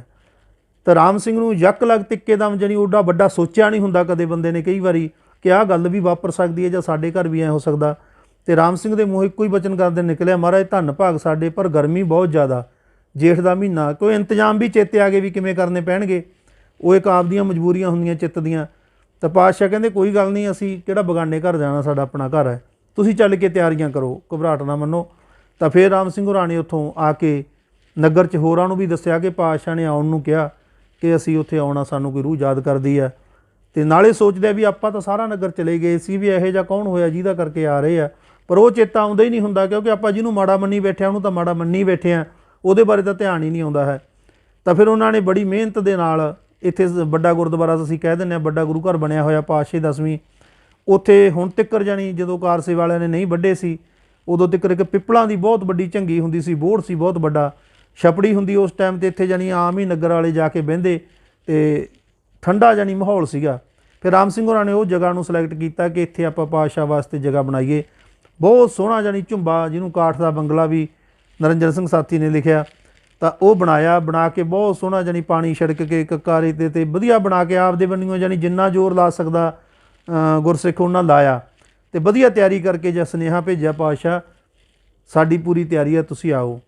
ਤਾਂ ਫਿਰ ਉੱਥੋਂ ਪਾਤਸ਼ਾਹ ਮੁਖੀ ਸਿੰਘਾਂ ਨੂੰ ਨਾਲ ਲੈ ਕੇ ਜੋ ਤਿਆਰਾ ਕਰਦੇ ਆ, ਤਾਂ ਭਾਈ ਡੱਲੇ ਨੇ ਬਚਨ ਕੀਤਾ, ਪਾਤਸ਼ਾਹ ਤੁਸੀਂ ਕਈ ਵਾਰ ਜ਼ਿਕਰ ਕਰ ਚੁੱਕੇ ਹੋ ਕਿ ਬਠਿੰਡੇ ਵਾਲਾ ਕਿਲ੍ਹਾ ਵੀ ਜ਼ਰੂਰ ਦੇਖਣਾ ਜਾਣਾ, ਅਤੇ ਜੇ ਤੁਸੀਂ ਚੱਕ ਫਤਿਹ ਸਿੰਘ ਵਾਲੀ ਚੱਲੇ ਹੋ ਨਾ, ਭਾਈ ਕੇ ਚੱਕ ਹੀ ਚੱਲੇ ਹੋ, ਉਦੋਂ ਭਾਈ ਕਾ ਚੱਕ ਸੀਗਾ, ਤਾਂ ਭਾਈ ਕੇ ਚੱਕ ਤੋਂ ਥੋੜ੍ਹੀ ਦੂਰੀ 'ਤੇ ਹੀ ਮਤਲਬ ਉਹ ਜਗ੍ਹਾ ਹੈ ਕਿਲ੍ਹਾ ਜਿਹੜਾ, ਅਤੇ ਅਸੀਂ ਵੀ ਨਾਲ ਚੱਲਦੇ ਹਾਂ, ਚਲੋ ਆਪਾਂ ਉਹ ਕਿਲ੍ਹੇ ਵੀ ਚੱਲ ਕੇ ਆਵਾਂਗੇ। ਉਹ ਸਾਰੇ ਮੁਖੀ ਸਿੰਘਾਂ ਦੇ ਨਾਲ ਪਾਤਸ਼ਾਹ ਫਿਰ ਉੱਥੋਂ ਚੱਲ ਕੇ ਇਸ ਨਗਰ ਦੇ ਵਿੱਚ ਆ ਜਾਂਦੇ ਆ, ਮੂਹਰੇ ਜਾਂਦੇ ਆ ਰਾਮ ਸਿੰਘ ਹੋਰੀ ਰਹਿਣ, ਆ ਕੇ ਫਿਰ ਉੱਥੇ ਜਗ੍ਹਾ ਦੇ ਵਿੱਚ ਜਿੱਥੇ ਤਿਆਰਾ ਕੀਤਾ ਹੋਇਆ ਸਾਰਾ ਬਹਿੰਦੇ ਆ। ਬਹਿ ਕੇ ਮਹਾਰਾਜ ਇੰਨੇ ਪ੍ਰਸੰਨ ਹੁੰਦੇ ਆ, ਉਹ ਗਰਮੀ ਵਾਲਾ ਬਚਨ ਸੀ ਜਿਹੜਾ ਰਾਮ ਸਿੰਘ ਦਾ, ਉਹਨੂੰ ਸੱਦ ਕੇ ਕਹਿੰਦੇ ਆ, ਰਾਮ ਸਿਆਂ ਤੂੰ ਤਾਂ ਕਹਿੰਦਾ ਸੀ ਮੇਰੇ ਨਗਰ 'ਚ ਗਰਮੀ ਬੜੀ ਹੈ, ਸਾਨੂੰ ਤਾਂ ਇੱਥੇ ਪੌਂਟੇ ਵਰਗਾ ਆਨੰਦ ਆ ਰਿਹਾ, ਸਾਨੂੰ ਤਾਂ ਜਮਨਾ ਦੇ ਕਿਨਾਰੇ ਜੈਸੀ ਇੱਥੇ ਠੰਡੀ ਸੀਤ ਵਗ ਰਹੀ ਹੈ। ਜਾਣੀ ਇੰਨੀ ਖੁਸ਼ੀ ਦੇ ਵਿੱਚ ਪੌਂਟਾ ਸਾਹਿਬ ਦਾ ਵਰ ਦਿੱਤਾ ਉਸ ਸਥਾਨ ਨੂੰ ਜਿੱਥੇ ਬੈਠੇ ਸੀ। ਫਿਰ ਉਹ ਮਾਘੀ ਸਿੰਘ ਗਿੱਲ ਨੇ ਲਿਖਿਆ, ਛੱਪੜ ਸਮਝੀ ਨਾ ਇਸ ਨੂੰ ਫਤਿਹ ਸਿੰਘ, ਇਹ ਤਾਂ ਪੌਂਟਾ ਸਾਹਿਬ ਦਾ ਤਾਲ ਭਾਈ। ਉਹ ਕਾਫੀ ਵੱਡੀ ਕਵਿਤਾ। ਜਾਣੀ ਇਸ ਤਰ੍ਹਾਂ ਮਹਾਰਾਜ ਨੇ ਬੜੀ ਖੁਸ਼ੀ ਦੇ ਨਾਲ ਕਹਿੰਦੇ ਵੀ ਅੱਜ ਇੱਥੇ ਹੀ ਵਿਰਾਜਾਂਗੇ, ਰਾਤ ਨੂੰ ਵੀ ਉੱਥੇ ਹੀ ਵਿਰਾਜੇ। ਮਾਤਾ ਸਾਹਿਬ ਕੌਰ ਸੁੰਦਰ ਕੌਰ ਨਾਲ ਹੈ, ਹੋਰ ਸਿੰਘ ਨਾਲ ਹੈ। ਮਾਤਾ ਨੂੰ ਬੜੀ ਇੱਧਰ ਖਿੱਚ ਪੈ ਰਹੀ ਹੈ ਉੱਧਰੋਂ ਮਾਈ ਦੇਸਾਂ ਨੂੰ ਕਿ ਪਾਤਸ਼ਾਹ ਨਗਰ 'ਚ ਵੀ ਆ ਗਏ, ਮੇਰਾ ਘਰੇ ਹਲੇ ਵੀ ਨਹੀਂ ਆਏ। ਉਹ ਇੱਕ ਹੋਰ ਤਰ੍ਹਾਂ ਮਾਹੌਲ ਚਿੱਤ 'ਚ ਬਣਦਾ, ਸ਼ਾਇਦ ਵੀ ਮੂਹਰੇ ਜਿਹੜੇ ਲੱਗੇ ਹੋਏ ਆ ਉਹ ਨਾ ਰੋਕ ਦੇਣ। ਬੜੀਆਂ ਜਾਣੀ ਉੱਤਰਦੀਆਂ ਚੜ੍ਹਦੀਆਂ ਜਦੋਂ ਇੱਕ ਇਹ ਸਿਚੁਏਸ਼ਨ ਹੁੰਦੀ ਹੈ, ਬੰਦੇ ਦੇ ਹਾਲਾਤ ਹੁੰਦੇ ਆ। ਤਾਂ ਉੱਥੋਂ ਜਦੋਂ ਜਕਾਰਿਆਂ ਦੀ ਗੂੰਜ ਸ਼ੁਰੂ ਹੋਈ ਤਾਂ ਅਤੀਸੋ ਨੇ ਆ ਕੇ ਕਿਹਾ ਕਿ ਦੇਸਾਂ ਮੈਨੂੰ ਲੱਗਦਾ ਪਾਤਸ਼ਾਹ ਆਪਾਂ ਨੂੰ ਮਿਲਣ ਆ ਰਹੇ ਆ, ਚਲੋ ਤਿਆਰੀ ਕਰੋ ਸਾਰੀ। ਮਾਈ ਦੇਸਾਂ ਤਿਆਰੀ ਕਰੀ ਬੈਠੀ ਆ ਭੋਜਨ ਪ੍ਰਸਾਦੇ ਦੀ, ਅਤੇ ਆਪਦੇ ਕੋਲੇ ਉਹ ਖੇਸ ਕੱਢੀ ਬੈਠੀ ਆ ਕਿ ਮੈਂ ਖੇਸ ਵੀ ਮੱਥਾ ਟੇਕੂੰਗੀ। ਤਾਂ ਮਨ ਦੇ ਵਿੱਚ ਆਉਂਦਾ ਕਿ ਰਾਮ ਸਿੰਘ ਹੋਰਾਂ ਕੋਲੇ ਤਾਂ ਬੜੀਆਂ ਵੱਡੀਆਂ ਜਾਇਦਾਦਾਂ, ਫਤਿਹ ਸਿੰਘ ਹੋਰਾਂ ਕੋਲੇ ਇਹ ਤਾਂ ਪਤਾ ਨਹੀਂ ਕੀ ਕੀ ਟੇਕਣਗੇ, ਜਾਂ ਇਹਨਾਂ ਦੀਆਂ ਘਰਾਂ ਵਾਲੀਆਂ ਕੀ ਕੀ ਟੇਕਣਗੀਆਂ, ਅਤੇ ਮੇਰੇ ਕੋਲੇ ਤਾਂ ਨਮਾਨੀ ਕੋਲੇ ਆਪਾਂ ਉਹੀ ਦੇਖੋ ਇੱਕ ਖੇਸ ਮਸਾਂ ਬੁਣਿਆ। ਇਹ ਵੀ ਕੋਈ ਮਾਹੌਲ ਇਹੋ ਜਿਹਾ ਬਣੇ ਕਿ ਪਾਤਸ਼ਾਹ ਇਕੱਲੇ ਹੀ ਹੋਣ, ਮੈਂ ਦਵਾ ਦਵ ਫੜਾ ਦਿਆਂ, ਮੈਨੂੰ ਕਿਸੇ ਦੇ ਸਾਹਮਣੇ ਨਿੰਮੋ ਝਾੜਤਾ ਨਾ ਆਵੇ। ਕਦੇ ਕੁਛ ਸੋਚਦੀ ਆ, ਉਹ ਸਾਰਾ ਭਾਈ ਵੀਰ ਸਿੰਘ ਨੇ ਦਰਜ ਕੀਤਾ ਕਿ ਕਿਵੇਂ ਕਿਵੇਂ ਹਾਲਾਤ ਸੀ ਉਸ ਤਰ੍ਹਾਂ ਦੇ ਉਦੋਂ, ਕਿਉਂਕਿ ਸੂਰਜ ਪ੍ਰਕਾਸ਼ ਦੇ ਵਿੱਚ ਸਾਖੀ ਪੋਥੀ ਵਿੱਚ ਇਹ ਸਾਰਾ ਲੜੀਵਾਰ ਆਉਂਦਾ। ਫਿਰ ਪਾਤਸ਼ਾਹ ਜਦੋਂ ਇੱਧਰ ਨੂੰ ਆ ਜਾਂਦੇ ਆ ਬਿਲਕੁਲ ਨੇੜੇ ਮੂਹਰੇ ਫਤਿਹ ਸਿੰਘ, ਰਾਮ ਸਿੰਘ ਹੋਰੀ, ਕਿਉਂਕਿ ਉੱਥੇ ਜਾ ਕੇ ਅੰਮ੍ਰਿਤ ਛਕ ਆਏ ਸੀ ਚਾਰੇ ਭਰਾ। ਫਿਰ ਉੱਥੇ ਸਿੰਘ ਨਾਲ ਲੱਗ ਗਿਆ, ਭਾਈ ਰਾਮ ਸਿੰਘ, ਭਾਈ ਫਤਿਹ ਸਿੰਘ, ਭਾਈ ਭਗਤ ਸਿੰਘ, ਭਾਈ ਤਖਤ ਸਿੰਘ, ਇਹ ਨਾਂ ਰੱਖੇ ਪਾਤਸ਼ਾਹ ਨੇ ਇਹਨਾਂ ਦੇ। ਫਿਰ ਆ ਰਹੇ ਆ ਮੂਹਰੇ ਅਤੇ ਬਿਲਕੁਲ ਮਾਤਾ ਦੇ ਦਰਵਾਜ਼ੇ ਕੋਲ ਆ ਕੇ ਸਤਿਗੁਰਾਂ ਨੇ ਘੋੜਾਂ ਦੀਆਂ ਬਾਂਗਾਂ ਖਿੱਚ ਲਈਆਂ। ਜਦੋਂ ਬਾਂਗਾਂ ਖਿੱਚੀਆਂ ਤਾਂ ਫਿਰ ਇਤਿਹਾਸ ਦੇ ਵਿੱਚ ਜ਼ਿਕਰ ਆਉਂਦਾ ਕਿ ਫਤਿਹ ਸਿੰਘ ਨੇ ਕਿਹਾ, ਰਾਮ ਸਿੰਘ ਉਹੀ ਗੱਲ ਹੋ ਗਈ ਜਿਹੜੀ ਤੋਂ ਡਰਦੇ ਸੀ। ਤਾਂ ਰਾਮ ਸਿੰਘ ਨੇ ਕਿਹਾ, ਪਾਤਸ਼ਾਹ ਇੱਥੇ ਨਾ ਰੁਕੋ, ਸਾਡਾ ਘਰ ਅੱਗੇ ਅੱਗੇ ਆ ਜਾਓ। ਤਾਂ ਪਾਤਸ਼ਾਹ ਕਹਿੰਦੇ, ਰਾਮ ਸਿੰਘ ਤੇਰਾ ਘਰ ਅੱਗੇ ਹੋਣਾ ਭਾਈ, ਸਾਡਾ ਤਾਂ ਆ ਗਿਆ। ਇਹ ਕਹਿ ਕੇ ਘੋੜੇ ਤੋਂ ਉਤਰੇ ਅਤੇ ਵਾਰ ਨੂੰ ਖੋਲ੍ਹਿਆ, ਅਤੇ ਵਾਰ ਦੇ ਅੰਦਰਲੇ ਪਾਸੇ ਜਾਣੀ ਬਿਰਲਾਂ 'ਚ ਦੋਨੇ ਮਾਈਆਂ ਖੜੀਆਂ ਸੀ। ਅਤੇ ਮਹਾਰਾਜ ਨੇ ਹੱਸ ਕੇ ਜਾਣੀ ਕਿਹਾ ਕਿ ਮਾਤਾ ਵੀ ਬਾਹਰ ਖੋਲ੍ਹੋ। ਜੋ ਬੂਹਾ ਖੋਲ੍ਹਿਆ ਉਹ ਇੰਨੀ ਮਾਤਾ ਜਾਣੀ ਹੋ ਗਿਆ ਵੀ ਮੱਥਾ ਤਾਂ ਟੇਕ ਲਿਆ, ਅਤੇ ਉਹ ਬਾਂਹ 'ਤੇ ਖੇਸ ਉਵੇਂ ਹੀ ਧਰਿਆ ਬਾਂਹ ਹੀ ਖੜੀ ਆ। ਅਤੇ ਸਿਰ 'ਤੇ ਪਾਤਸ਼ਾਹ ਨੇ ਹੱਥ ਰੱਖਿਆ ਕਿ ਜੇ ਅੱਜ ਅਸੀਂ ਇੱਥੇ ਆਏ ਹਾਂ ਤੁਹਾਡੀ ਪ੍ਰੇਮਾ ਭਗਤੀ ਸਦਕਾ, ਤੁਹਾਡੇ ਪ੍ਰੇਮ ਸਦਕਾ ਆਏ ਹਾਂ। ਅਤੇ ਮਾਤਾ ਦੇ ਜਾਣੀ ਹੰਝੂ ਬਹਿਣ ਲੱਗ ਜਾਂਦੇ ਆ ਜਦੋਂ ਪਾਤਸ਼ਾਹ ਇੰਨਾ ਬਚਨ ਕਰਦੇ ਆ ਸਿਰ 'ਤੇ ਹੱਥ ਰੱਖ ਕੇ। ਤਾਂ ਮਹਾਰਾਜ ਫਿਰ ਖੁਸ਼ੀ 'ਚ ਕਹਿੰਦੇ ਆ, ਕਹਿੰਦੇ ਦੇਸਾਂ ਜਿਹੜਾ ਤੂੰ ਹੀ ਕਹਿੰਦੇ ਆ, ਤੂੰ ਹੀ ਕਹਿੰਦੇ ਆ, ਤੂੰ ਵਾਹਿਗੁਰੂ ਵਾਹਿਗੁਰੂ ਕਰਦਿਆਂ ਖੇਸ ਬੁਣਿਆ, ਲਿਆ ਸਾਡੀ ਨਿਸ਼ਾਨੀ। ਫਿਰ ਚੇਤੇ ਆਉਂਦਾ ਕਿ ਮੈਂ ਤਾਂ ਹਾਲੇ ਖੇਸ ਮੱਥਾ ਵੀ ਨਹੀਂ ਟੇਕਿਆ। ਅਤੇ ਪਾਤਸ਼ਾਹ ਨੇ ਉਹ ਖੇਸ ਫੜਿਆ, ਜੇਠ ਦਾ ਮਹੀਨਾ ਜਾਣੀ ਜੂਨ ਦਾ ਉਸ ਟਾਈਮ, ਤਾਂ ਉਹ ਖੋਲ੍ਹਿਆ ਖੇਸ ਕੇ ਆਪਦੇ ਮੋਢਿਆਂ 'ਤੇ ਲੈ ਲਿਆ ਆਪਦੇ, ਲੈ ਕੇ ਕਹਿੰਦੇ ਜੇ ਅਸੀਂ ਪ੍ਰਸ਼ਾਦਾ ਤੁਹਾਡੇ ਕੋਲ ਛਕਾਂਗੇ, ਪ੍ਰਸ਼ਾਦੇ ਦੀਆਂ ਤਿਆਰੀਆਂ ਕਰੋ। ਇਹ ਕਹਿ ਕੇ ਵਾਪਸ ਉਹਦੀ ਰਾਮ ਸਿੰਘ ਦੇ ਘਰ ਚਲੇ ਜਾਂਦੇ ਆ। ਜਦੋਂ ਰਾਮ ਸਿੰਘ ਦੇ ਘਰ ਜਾਂਦੇ ਆ ਅਤੇ ਰਾਮ ਸਿੰਘ ਨੇ ਜਿਹੜਾ ਪਾਤਸ਼ਾਹ ਦਾ ਉਤਾਰਾ ਬੈਠਣ ਦਾ, ਉਹ ਜਿਹੜੀ ਇਹ ਕੋਠੜੀ ਇਹਦੇ ਉੱਪਰ ਹੀ ਚੁਬਾਰਾ ਹੁੰਦਾ ਸੀ ਜਿਹੜਾ ਹੁਣ ਤੱਕ ਰਿਹਾ। ਅਸੀਂ ਬਚਪਨ 'ਚ ਉਹਦੀਆਂ ਕੰਧਾਂ ਦੇਖੀਆਂ। ਬਜ਼ੁਰਗ ਦੱਸਦੇ ਸੀ ਕਿ ਉਦੋਂ 20 ਸਾਲ ਪਹਿਲਾਂ ਬਹੁਤ ਜ਼ਿਆਦਾ ਗੜੇ ਆਏ ਸੀ, ਅਤੇ ਜਾਣੀ ਸਾਰੇ ਪੰਜਾਬ 'ਚ ਉਦੋਂ ਸਾਰੀਆਂ ਫਸਲਾਂ ਮਰ ਗਈਆਂ ਸੀ। ਅਤੇ ਉਹਦੇ 'ਤੇ ਗੜਿਆਂ ਦਾ ਇੰਨਾ ਭਾਰ ਪੈ ਗਿਆ ਚੁਬਾਰੇ ਦੇ ਉੱਤੇ ਕਿ ਉਹ ਚੁਬਾਰੇ ਦੀ ਸੱਤ ਵਿੱਚ ਡਿੱਗ ਪਈ। ਤਾਂ ਉਦੋਂ ਫਿਰ ਇਹੀ ਫੈਸਲਾ ਹੋਇਆ ਵੀ ਇਹ ਹੁਣ ਦੂਜੀ ਸੱਤ ਨੂੰ ਵੀ ਨਾ ਕਿਤੇ ਸਿੱਟ ਲਏ। ਉਹਦਾ ਸਾਰਾ ਮਲਬਾ ਪਾਸੇ ਕਰਤਾ ਅਤੇ ਕੰਧਾਂ ਰੱਖ ਲਈਆਂ ਸੀ। ਉਹ ਕੰਧਾਂ ਇੱਥੇ ਜਦੋਂ ਇਹ ਸੇਵਾ ਹੋਈ ਆ ਗੁਰੂ ਘਰ ਦੀ, ਉਦੋਂ ਕੁਛ ਥੋੜ੍ਹੀਆਂ ਲਾਹਤੀਆਂ, ਕੁਛ ਸਾਂਭੀਆਂ ਹੋਈਆਂ ਵਿੱਚ ਹੀ। ਉਹ ਚੁਬਾਰੇ ਦਾ ਮਹਾਂਦਰਾ ਉਵੇਂ ਦੀਂਦਾ ਜਦੋਂ ਆਪਾਂ ਪੌੜੀ ਚੜ੍ਹ ਕੇ ਵੇਖਦੇ ਹਾਂ। ਅਤੇ ਪਾਤਸ਼ਾਹ ਦਾ ਉਤਾਰਾ ਰਾਮ ਸਿੰਘ ਨੇ ਚੁਬਾਰੇ 'ਚ ਕੀਤਾ। ਤਾਂ ਪਾਤਸ਼ਾਹ ਜਦੋਂ ਚੁਬਾਰੇ 'ਚ ਜਾ ਕੇ ਚੜ੍ਹੇ, ਲੱਕੜ ਦੀ ਪੌੜੀ ਲਾਤੀ ਰਾਮ ਸਿੰਘ ਨੇ, ਅਤੇ ਦੂਜੇ ਪਾਸੇ ਦੇਖਿਆ ਭਗਤ ਸਿੰਘ, ਤਖਤ ਸਿੰਘ ਦੇ ਘਰੋਂ ਪੌੜੀਆਂ ਕੱਚੀਆਂ ਤਾਂ ਚੜ੍ਹਦੀਆਂ ਸੀ। ਅਤੇ ਪਾਤਸ਼ਾਹ ਨੇ ਮਤਲਬ ਭਾਂਪਿਆ ਕਿ ਇਹਨਾਂ ਦਾ ਜੋ ਮਾਹੌਲ ਕੁਛ ਥੋੜ੍ਹਾ ਜਿਹਾ ਮੈਨੂੰ ਠੀਕ ਨਹੀਂ ਲੱਗ ਰਿਹਾ। ਤਾਂ ਰਾਮ ਸਿੰਘ ਨੂੰ ਉੱਪਰ ਸੱਦਿਆ, ਰਾਮ ਸਿੰਘ ਨੂੰ ਕਿਹਾ, ਰਾਮ ਸਿਆਂ ਤੇਰੇ ਭਾਈ ਦੇ ਘਰੋਂ ਬਹੁਤ ਸੋਹਣੀਆਂ ਪੌੜੀਆਂ ਚੜ੍ਹਦੀਆਂ, ਤੂੰ ਸਾਨੂੰ ਲੱਕੜ ਦੀ ਪੌੜੀ ਉੱਦੀ ਚੜ੍ਹਾਇਆ, ਟੰਬਾ ਟੁੱਟ ਜੇ, ਪੈਰ ਤਿਲਕ ਜੇ, ਕੁਛ ਵੀ ਹੋ ਜੇ, ਤੂੰ ਇਹ ਕੀ ਕੀਤਾ? ਤਾਂ ਰਾਮ ਸਿੰਘ ਕਹਿੰਦਾ, ਜੀ ਮੈਂ ਮਾफ़ੀ ਮੰਗਦਾ, ਮੈਥੋਂ ਗਲਤੀ ਹੋ ਗਈ। ਫਿਰ ਪਾਤਸ਼ਾਹ ਨੇ ਉੱਥੇ ਤਾਂ ਉਹਨੂੰ ਬਖਸ਼ਿਆ। ਫਿਰ ਬਾਅਦ 'ਚ ਸੰਗਤ 'ਚ ਗੱਲ ਕਰਦੇ ਆ, ਅਤੇ ਉੱਥੋਂ ਮਹਾਰਾਜ ਉਹਦੀ ਉਤਰਦੇ ਆ ਭਾਈ ਭਗਤ ਸਿੰਘ ਦੇ ਘਰ ਨੂੰ, ਜਲ ਪਾਣੀ ਛਕਿਆ, ਭਗਤ ਸਿੰਘ ਦੇ ਘਰ ਉਤਰ ਗਏ। ਉਹਨਾਂ ਨੂੰ ਛੋਟੇ ਸੀਗੇ ਉਮਰ 'ਚ, ਇਹ ਚੇਤਾ ਵੀ ਨਹੀਂ ਸੀ ਪਾਤਸ਼ਾਹ ਸਾਡੇ ਘਰ ਵੀ ਚਰਨ ਪਾ ਦੇਣਗੇ। ਬੜਾ ਚਾਅ ਚੜ੍ਹਿਆ, ਉਹਨਾਂ ਨੇ ਚਾਦਰਾਂ ਵਸਾਈਆਂ, ਬੈਠੇ ਪਾਤਸ਼ਾਹ, ਉਹਨਾਂ ਨੇ ਵੀ ਜਲ ਪਾਣੀ ਛਕਾਇਆ ਪਾਤਸ਼ਾਹ ਨੂੰ। ਜਦੋਂ ਮਹਾਰਾਜ ਨੇ ਨਿਗਾਹ ਮਾਰੀ ਕਿ ਉਹ ਬਾਰ ਬੰਦ ਕਿਉਂ ਕੀਤਾ, ਕਹਿੰਦੇ ਜੀ ਇੱਧਰ ਦੇਸਾਂ ਦਾ ਘਰ ਆ। ਅਤੇ ਪਾਤਸ਼ਾਹ ਉੱਠੇ ਅਤੇ ਉਹ ਜਿਹੜਾ ਬੰਦ ਕਰਿਆ ਹੋਇਆ ਬਾਰ ਸੀ, ਜਾ ਕੇ ਪੈਰ ਦੇ ਜ਼ੋਰ ਨਾਲ ਉਹ ਕੰਧ ਦੇ ਵਿੱਚੋਂ, ਪਹਿਲਾਂ ਬਾਰ ਸੀਗਾ ਜਾਣੀ ਪਿੱਛੋਂ ਆਪਾਂ ਜਿਵੇਂ 5 ਇੰਚੀ ਲਾਈਆਂ ਹੋਈਆਂ ਸੀ, ਉਹ ਜਾਣੀ ਸਿੜਤੀ ਕੰਧ। ਕਿਹਾ ਕਿ ਆਓ ਭਾਈ ਕਿ ਉਹ ਤੁਹਾਡੇ 'ਚੋਂ ਨਫ਼ਰਤ ਦੀ ਦੀਵਾਰ ਦੂਰ ਕਰ ਗਏ। ਇਹ ਕਹਿ ਕੇ ਪਾਤਸ਼ਾਹ ਦੇਸਾਂ ਦੇ ਘਰ ਚਲੇ ਗਏ। ਉੱਥੇ ਜਾ ਕੇ ਫਿਰ ਮਹਾਰਾਜ ਜਾ ਕੇ ਅੰਦਰ ਪਲੰਘ 'ਤੇ ਸੱਜ ਜਾਂਦੇ ਆ ਅਤੇ ਗਾਹਾਂ ਬੀਬੀ ਦੇਸਾਂ ਜਾਨੀ ਪ੍ਰਸ਼ਾਦਾ ਐਂ ਰੱਖ ਕੇ ਜਾਨੀ ਅੱਖਾਂ ਵਿੱਚ ਗਿਆ ਪੱਖੀ ਚੱਲੀ ਜਾਂਦੀ ਹੁੰਦੀ ਆਪਦੀ ਸੁਰਤੀ ਜੀ। ਪਾਤਸ਼ਾਹ ਬੋਝ ਕਿਤੇ ਨੇ ਬੈਠ ਕੇ ਜਾਨੀਆਂ ਪ੍ਰਸ਼ਾਦਾ ਛਕਣ ਲੱਗ ਜਾਂਦੇ ਆ ਅਤੇ ਥੋੜ੍ਹੇ ਟਾਈਮ ਬਾਅਦ ਕਹਿੰਦੇ ਬੀਬੀ ਲਿਆ ਪਾਣੀ। ਜਦੋਂ ਇਹ ਕਹਿੰਦੇ ਫਿਰ ਉਹਨੂੰ ਜਾਨੀ ਪਤਾ ਲੱਗਦਾ ਵੀ ਮਹਾਰਾਜ ਤਾਂ ਆਏ ਵੀ ਬੈਠੇ ਆ। ਅਤੇ ਕਿਉਂਕਿ ਸੰਗਤ ਬੋਝ ਕੇ ਸਾਰੀ ਪਾਸੇ ਸੱਜ ਗਈ, ਪਾਤਸ਼ਾਹ ਬਹਿ ਗਏ। ਫਿਰ ਪ੍ਰਸ਼ਾਦਾ ਛਕਣ ਤੋਂ ਬਾਅਦ ਫਿਰ ਪਾਤਸ਼ਾਹ ਨੇ ਮਾਤਾ ਸਾਹਿਬ ਕੌਰ, ਮਾਤਾ ਸੁੰਦਰ ਕੌਰ, ਉਹਨਾਂ ਸਾਰਿਆਂ ਨੂੰ ਕਿਹਾ, ਸਾਰਿਆਂ ਨੇ ਰਲ ਮਿਲ ਕੇ ਪ੍ਰਸ਼ਾਦਾ ਛਕਿਆ, ਸੰਗਤਾਂ ਨੂੰ ਵੀ ਛਕਾਇਆ। ਤਾਂ ਉੱਥੇ ਫਿਰ ਬਚਨ ਵਿਲਾਸ ਆ ਜਿਹੜੇ ਪਾਤਸ਼ਾਹ ਸ਼ੁਰੂ ਕਰਦੇ ਆ। ਉੱਥੇ ਫਿਰ ਕਿਹਾ ਰਾਮ ਸਿਆਂ, ਜਿਹੜਾ ਈਰਖਾ ਦਾ ਭੂਤ ਆ ਇਹ ਬੜੇ ਬੜੇ ਰਿਸ਼ੀਆਂ ਮੁਨੀਆਂ ਨੂੰ, ਬੜੇ ਬੜੇ ਭਗਤਾਂ ਨੂੰ ਸਿੱਟ ਲੈਂਦਾ, ਪਰ ਤੁਸੀਂ ਸਾਡੇ ਹੱਥੋਂ ਅੰਮ੍ਰਿਤ ਛਕਿਆ, ਸਾਡੇ ਗੁਰਸਿੱਖੋਂ, ਤੁਹਾਨੂੰ ਇਹ ਗੱਲਾਂ ਸ਼ੋਭਾ ਨਹੀਂ ਦਿੰਦੀਆਂ ਜਿਹੜੀਆਂ ਤੁਸੀਂ ਕਰ ਰਹੇ ਹੋ। ਜੋ ਪੌੜੀ ਵਾਲੀ ਗੱਲ ਆ ਉਹ ਤੁਹਾਨੂੰ ਕਹਿ ਚੁੱਕੇ ਆ, ਪਰ ਉਦੋਂ ਬਾਅਦ ਵੀ ਜਿਹੜਾ ਬੀਬੀ ਨਾਲ ਤੁਹਾਡਾ ਵਿਹਾਰ ਹੈ ਇਹ ਵੀ ਠੀਕ ਨਹੀਂ ਹੈਗਾ। ਤੁਹਾਡੇ ਵਾਲੇ ਪਾਸੇ ਵੀ ਵਾਰਬੰਦ ਆ, ਇੱਧਰੋਂ ਵੀ ਵਾਰਬੰਦ ਸੀ, ਅਤੇ ਦੂਜੇ ਹਾਲਾਤ ਦੱਸ ਰਹੇ ਆ ਕਿ ਇਹਦੇ ਘਰ ਦੇ ਵਿੱਚ ਐਡਾ ਕੁਛ ਹੈ ਵੀ ਨਹੀਂ। ਤੁਸੀਂ ਐਡੀਆਂ 500 700 ਕਿੱਲੇ, 1000 ਕਿੱਲੇ ਦੇ ਮਾਲਕ ਹੋ, 5-7 ਕਿੱਲਾ ਉਸ ਟਾਈਮ ਸੀਗਾ, ਅਤੇ ਤੁਸੀਂ ਸਾਰਾ ਕੁਛ ਰੱਖੀ ਬੈਠੇ ਹੋ ਅਤੇ ਇਹਨੂੰ ਦਿੱਤਾ ਕੁਛ ਨਹੀਂ ਹੈ, ਅਤੇ ਇਹਦਾ ਤੁਸੀਂ ਸੇਵਾ ਵੀ ਨਹੀਂ ਕਰ ਰਹੇ। ਦੂਜਾ ਮਹਾਰਾਜ ਨੇ ਬਚਨ ਕੀਤਾ ਕਿ ਇਹ ਮਾਈ ਦੀ ਸਾਈਂਦਾਰ ਸਮਾਈ ਆ, ਜਿਹਦਾ ਮਤਲਬ ਬਣਦਾ ਕਿ ਹਰ ਵੇਲੇ ਸਿਮਰਨ ਕਰ ਦੇਣਾ। ਇਹਦੀ ਸੁਰਤ ਆ ਜਿਹੜੀ ਕਰਤੇ ਪੁਰਖ ਦੇ ਅਕਾਲ ਪੁਰਖ ਨਾਲ ਜੁੜੀ ਹੋਈ ਹੈ, ਅਤੇ ਇੰਨੀਆਂ ਤੰਗੀਆਂ ਕੱਟਣ ਦੇ ਬਾਵਜੂਦ ਵੀ ਕਦੇ ਕੁਝ ਮੰਗਿਆ ਨਹੀਂ, ਕਦੇ ਤੁਹਾਡੇ ਬਰਖਲਾਫ ਕੋਈ ਸੋਚਿਆ ਨਹੀਂ। ਜੇ ਸੋਚੇ ਤਾਂ ਪੂਰਾ ਹੋ ਸਕਦਾ। ਇੰਨੀ ਪਾਵਰ ਮਹਾਰਾਜ ਨੇ ਦੇਤੀ ਹੈ ਇਹਨੂੰ ਕਿ ਅਕਾਲ ਪੁਰਖ ਨੇ, ਕਰਤੇ ਪੁਰਖ ਨੇ ਬਖਸ਼ਿਸ਼ ਕੀਤੀ ਹੋਈ ਹੈ। ਇਹਦੀ ਸਾਈਂਦਾਰ ਸਮਾਈ ਹੈ। ਚਲੋ ਉੱਠ ਕੇ ਚਰਨੀ ਲੱਗੋ, ਮੱਥਾ ਟੇਕੋ। ਜਿਹੜਾ ਮਾਂ ਪਿਓ ਦੀ ਸੇਵਾ ਨਹੀਂ ਕਰਦਾ, ਮਾਂ ਪਿਓ ਦੀ ਕਦਰ ਨਹੀਂ ਕਰਦਾ, ਉਹ ਸਾਡਾ ਵੀ ਸਿੱਖ ਨਹੀਂ ਹੈ, ਸਾਡਾ ਵੀ ਕੁਝ ਨਹੀਂ ਲੱਗਦਾ। ਇੱਥੇ ਫਿਰ ਪਾਤਸ਼ਾਹ ਨੇ ਇਹ ਬਚਨ ਕੀਤੇ। ਉਦੋਂ ਫਿਰ ਸਾਰੀ ਸੰਗਤ ਦੇ ਵਿੱਚ ਮਾਈਆਂ ਨੇ ਵੀ, ਦੂਜੀਆਂ ਨੇ, ਅਤੇ ਰਾਮ ਸਿੰਘ ਹੋਰਾਂ ਨੇ ਵੀ ਮਾफ़ੀ ਮੰਗੀ ਕਿ ਪਾਤਸ਼ਾਹ ਪਿਛਲੀਆਂ ਗਲਤੀਆਂ ਬਖਸ਼ੋ, ਅੱਗੇ ਤੋਂ ਅਸੀਂ ਪੂਰੀ ਸੇਵਾ ਕਰਾਂਗੇ, ਧਿਆਨ ਰੱਖਾਂਗੇ। ਬਸ ਇਹ ਗੱਲ ਕਰਕੇ ਹੀ ਹਟੇ ਸੀ। ਸੰਗਤ ਦੇ ਵਿੱਚੋਂ ਇੱਕ ਬੱਚਾ ਬਾਹਰੋਂ ਖੇਡਦਾ ਆਇਆ, ਭੱਜ ਕੇ ਜਾ ਕੇ ਮਹਾਰਾਜ ਦੀ ਬੁੱਕਲ 'ਚ ਹੀ ਵੜ ਗਿਆ ਸਿੱਧਾ। ਜਦੋਂ ਇਹ ਦੇਖਿਆ ਰਾਮ ਸਿੰਘ ਨੇ, ਉਹ ਆਦਤ ਤੋਂ ਮਜਬੂਰ ਹੁੰਦਾ ਬੰਦਾ, ਜਿਹੋ ਜਿਹੇ ਬਣੇ ਵਿਅਸਵਾ, ਉਹ ਭੱਜ ਕੇ ਜਾ ਕੇ ਉੱਠਿਆ, ਕਹਿੰਦਾ ਮੂਰਖਾ, ਕੱਪੜੇ ਖਰਾਬ ਕਰਦਾ, ਉੱਠ ਇੱਥੋਂ। ਅਤੇ ਮਹਾਰਾਜ ਨੇ ਫੇਰ ਰੁਕਿਆ, ਰਾਮ ਸਿਆਂ ਰੁੱਖਾ ਨਾ ਬੋਲ, ਇਹ ਮੂਰਖ ਕਿੱਥੇ, ਤਾਂ ਪੂਰਨ ਬ੍ਰਹਮ ਗਿਆਨੀ ਮਹਾਂਪੁਰਖ ਆ, ਇਹ ਤਾਂ ਬਹੁਤ ਉੱਚੀ ਰੂਹ ਨੇ ਤੁਹਾਡੇ ਘਰ 'ਚ ਜਨਮ ਲਿਆ। ਉਹ ਬੱਚਾ ਘੂਰਿਆ ਕਰਕੇ ਕੁਛ ਇਸ ਤਰ੍ਹਾਂ ਦੇ ਹਾਲਾਤ ਬਣੇ, ਨੀਵੀਂ ਪਾ ਕੇ ਸੰਗ ਗਿਆ। ਮਹਾਰਾਜ ਸਿਰ 'ਤੇ ਹੱਥ ਫੇਰੀ ਗਏ, ਬੀਬੀ ਦੇਸਾਂ ਕਣੀ ਝਾਕੇ, ਫੁਰਨਾ ਫੜਿਆ ਮਾਤਾ ਦਾ, ਕਿਉਂਕਿ ਮਾਤਾ ਦੇ ਚਿੱਤ 'ਚ ਵੀ ਇਹ ਚੱਲਦਾ ਸੀ ਕਿ ਜੇ ਕਿਤੇ ਮੇਰੇ ਇੱਕ ਬੱਚਾ ਹੁੰਦਾ, ਪਤਾ ਨਹੀਂ ਮੈਂ ਕਿੰਨੇ ਕਾਰੀ ਅਨੰਦਪੁਰ ਸਾਹਿਬ ਜਾਇਆ ਆਉਂਦੀ, ਕਿੰਨੇ ਕਾਰੀ ਦਮਦਮਾ ਸਾਹਿਬ ਜਾਂਦੀ, ਨਾਲ ਇਹਨਾਂ ਦੇ ਦਰਸ਼ਨ ਕਰਨ ਜਿੱਦੇ ਦੇ ਪਾਤਸ਼ਾਹ ਆਏ ਸੀ। ਉਹ ਮਹਾਰਾਜ ਨੇ ਦੇਖਿਆ, ਅਤੇ ਮਹਾਰਾਜ ਕਹਿੰਦੇ ਵੀ ਮਾਤਾ ਦੇਖੋ, ਇਹ ਸੰਗੂ ਸੰਗਦਾ ਬਹੁਤ ਆ, ਸੰਗਦਾ ਕਰਕੇ ਸੰਗੂ ਕਹਿਤਾ। ਉਹੀ ਨਾ ਟਿਕ ਗਿਆ। ਮਾਤਾ ਨੂੰ ਕਹਿੰਦੇ ਨੇੜੇ ਹੋ, ਝੋਲੀ ਕਰ। 5 ਸਾਲ ਦਾ ਸੀ ਬੱਚਾ, ਚੱਕ ਕੇ ਝੋਲੀ ਪਾਤਾ। ਕਹਿੰਦੇ ਵੀ ਇਹ ਤੇਰਾ ਬੱਚਾ, ਇਹਨੂੰ ਆਪਣਾ ਬੱਚਾ ਜਾਣ, ਤੇਰੀ ਸੇਵਾ ਇਹ ਕਰੂਗਾ। ਇਹ ਪਾਤਸ਼ਾਹ ਨੇ ਮਾਤਾ ਦੇਸਾਂ ਨੂੰ ਬਖਸ਼ਿਸ਼ ਕੀਤੀ ਬੱਚੇ ਦੀ। ਫਿਰ ਬਾਬਾ ਸੰਗੂ ਸਿੰਘ ਨੇ ਵੱਡਾ ਹੋ ਕੇ ਜਾਣੀ ਮਾਤਾ ਦੇਸਾਂ ਦੀ ਸੇਵਾ ਸੰਭਾਲ, ਮਾਤਾ ਦੇਸਾਂ ਦਾ ਮਤਲਬ ਜੋ ਵੀ ਇੱਥੋਂ ਦੀ ਕਿਰਤ ਬਿਰਤ ਸੀ ਉਹ ਸਾਂਭੀ। ਤਾਂ ਉਦੋਂ ਵੀ ਹਾਲਾਤ ਫਿਰ ਇਹ ਰਹੇ ਬਾਅਦ ਦੇ ਵਿੱਚ ਕਿ ਬਾਬਾ ਸੰਗੂ ਸਿੰਘ ਨੂੰ ਵੀ ਮਾਤਾ ਦੇਸਾਂ ਦਾ ਬਹੁਤਾ ਸੇਵਾ ਕਰਦੇ ਕਰਕੇ ਜੋ ਉਹਦਾ ਭਰਾਵੀਂ ਹੱਕ ਇੱਕ ਬਣਦਾ ਹੁੰਦਾ ਆਪਣੇ ਘਰੇ ਜਾਇਦਾਦ ਦੇ ਵਿੱਚ, ਉਹ ਦੂਜਿਆਂ ਨੇ ਉਹ ਵੀ ਨਹੀਂ ਦਿੱਤਾ ਹੈ। ਅਤੇ ਉਹ ਵੀ ਬਾਬਾ ਜੀ ਨੇ ਮੰਗ ਕੇ ਇੰਨਾ ਕਿ ਮੇਰੇ ਕੋਲੇ ਘੋੜੇ ਆ ਰੱਖੇ ਹੋਏ, ਘੋੜੇ ਰੱਖਣ ਦੇ ਸ਼ੌਕੀਨ ਸੀ ਬਾਬਾ ਜੀ, ਕਿ ਮੈਨੂੰ ਮਤਲਬ ਤੁਸੀਂ ਉਹਨਾਂ ਕੁ ਘੋੜਿਆਂ ਦੀ ਚਰਾਂਦ ਛੱਡ ਦਿਓ, 100 ਕਿੱਲਾ ਬਾਹਣ। ਫਿਰ ਉਸ ਟਾਈਮ ਛੜਾਇਆ, ਜਿਹੜਾ ਹੁਣ 2-2 3-3 ਕਿੱਲੇ ਜਾਂ 10-10 20-20 ਕਿੱਲੇ ਆ, ਜਾਨੀ ਪਰਿਵਾਰਾਂ ਕੋਲ ਆ, ਜਿੰਨੇ ਪਰਿਵਾਰ ਮਾਤਾ ਦੇਸਾਂ ਦੀ ਅੰਸ ਵੰਸ 'ਚੋਂ ਆ। ਤਾਂ ਉਦੋਂ ਫਿਰ ਇੱਕ ਘਟਨਾ ਘਟਦੀ ਹੈ ਕਿ ਪਾਤਸ਼ਾਹ ਇੱਥੇ 9 ਦਿਨ ਠਹਿਰਦੇ ਆ, ਰਾਤ ਨੂੰ ਇੱਥੇ ਵਿਰਾਜਦੇ ਆ, ਦਿਨ ਵੇਲੇ ਸੰਗਤਾਂ ਨੂੰ ਉੱਥੇ ਮਿਲਦੇ ਆ। ਇੱਕ ਘਟਨਾ ਜਿਹੜੀ ਇਤਿਹਾਸ ਦੇ ਵਿੱਚ ਸੂਰਜ ਪ੍ਰਕਾਸ਼ 'ਚ ਵੀ, ਹੋਰਾਂ 'ਚ ਵੀ ਹੈ, ਅਤੇ ਕਈ ਇਤਿਹਾਸਕਾਰ ਉਹਨੂੰ ਛੱਡਣ ਵੀ ਲੱਗ ਗਏ ਕਿ ਕਾਹਨੂੰ ਇਹ ਗੱਲ ਕਰਨੀ। ਪਰ ਮੈਂ ਕਹਿਣਾ ਕਿ ਆਪਾਂ ਵਧੀਆ ਢੰਗ ਨਾਲ ਗੱਲ ਕਰ ਰਹੇ ਹਾਂ, ਉਹ ਵੀ ਇੱਥੇ ਜ਼ਿਕਰ ਕਰ ਦਈਏ ਕਿਉਂਕਿ ਇਤਿਹਾਸ ਦਾ ਹੀ ਲੇਖ ਆ।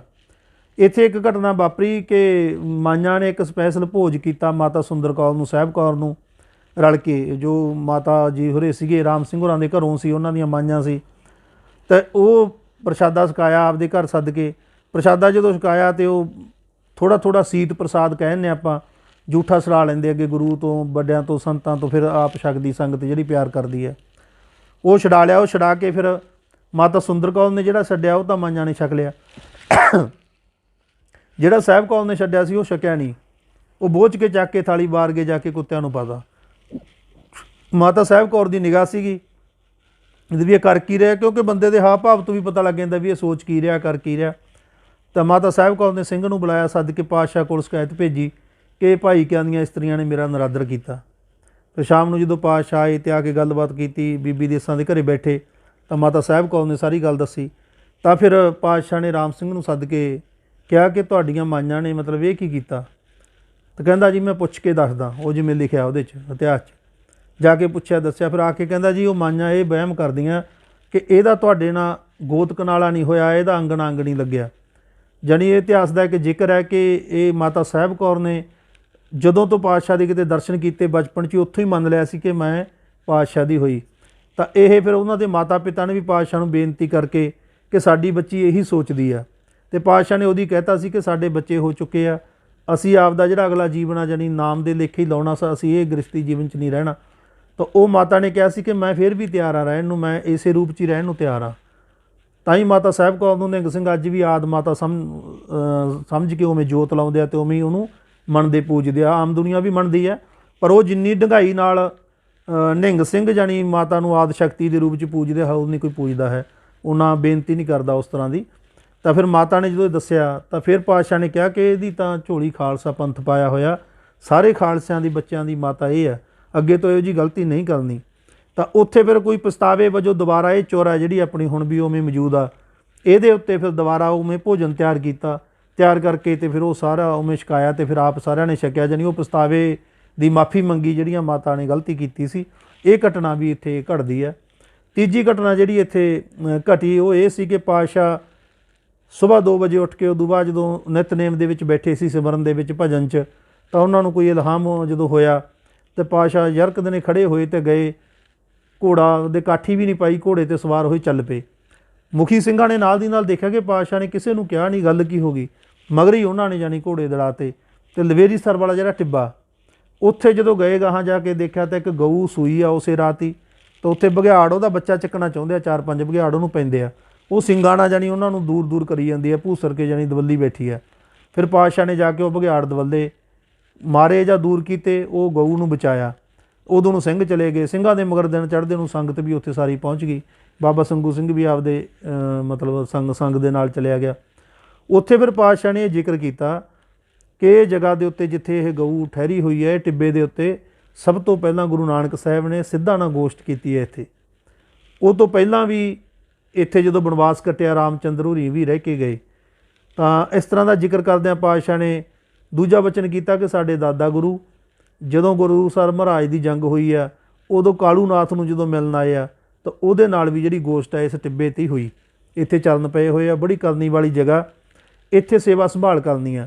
ਉਹ ਇਤਿਹਾਸ ਦਾ ਉਹਦੀ ਦਾ ਲਿਖਿਆ ਜ਼ਿਕਰ ਮਿਲਦਾ ਕਿ ਕੋਈ ਸਿੰਘ ਇੱਥੇ ਰਹੋ, ਇੱਥੇ ਦੀਵਾ ਬੱਤੀ ਕਰਦੇ ਰਹਿਣਾ। ਇਹ ਬਚਨ ਫਿਰ ਬਾਬੇ ਸੰਗੂ ਸਿੰਘ ਦੇ ਤਾਂ ਇਹ ਜਣੇ ਐਂ ਮੰਨ ਲਓ ਦਿਲ 'ਤੇ ਲਿਖੇ ਗਏ ਵੀ ਪਾਤਸ਼ਾਹ ਨੇ ਆਹ ਗੱਲ ਕਹੀ ਹੈ।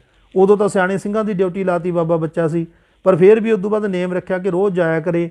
ਉਹ ਜਿੱਥੇ ਮਹਾਰਾਜ ਨੇ ਕਿਹਾ ਸੀ ਆਹ ਜਗ੍ਹਾ, ਉੱਥੇ ਉਦੋਂ ਸਿੰਘਾਂ ਨੇ ਖੜੇ ਖੜੇ ਨਾਲ ਦੀ ਨਾਲ ਹੀ ਮਿੱਟੀ ਦਾ ਇੱਕ ਥੜਾ ਬਣਾਤਾ ਸੀ, ਉੱਥੇ ਜਾਣਾ, ਝਾੜੂ ਦੇਣਾ, ਉੱਥੇ ਜੋ ਜੋਤ ਬੱਤੀ ਕਰਕੇ ਆਉਣੀ। ਇਹ ਨੇਮ ਬਾਬਾ ਸੰਗੂ ਸਿੰਘ ਦਾ ਜਾਣੀ ਸਾਰੀ ਜ਼ਿੰਦਗੀ ਰਿਹਾ।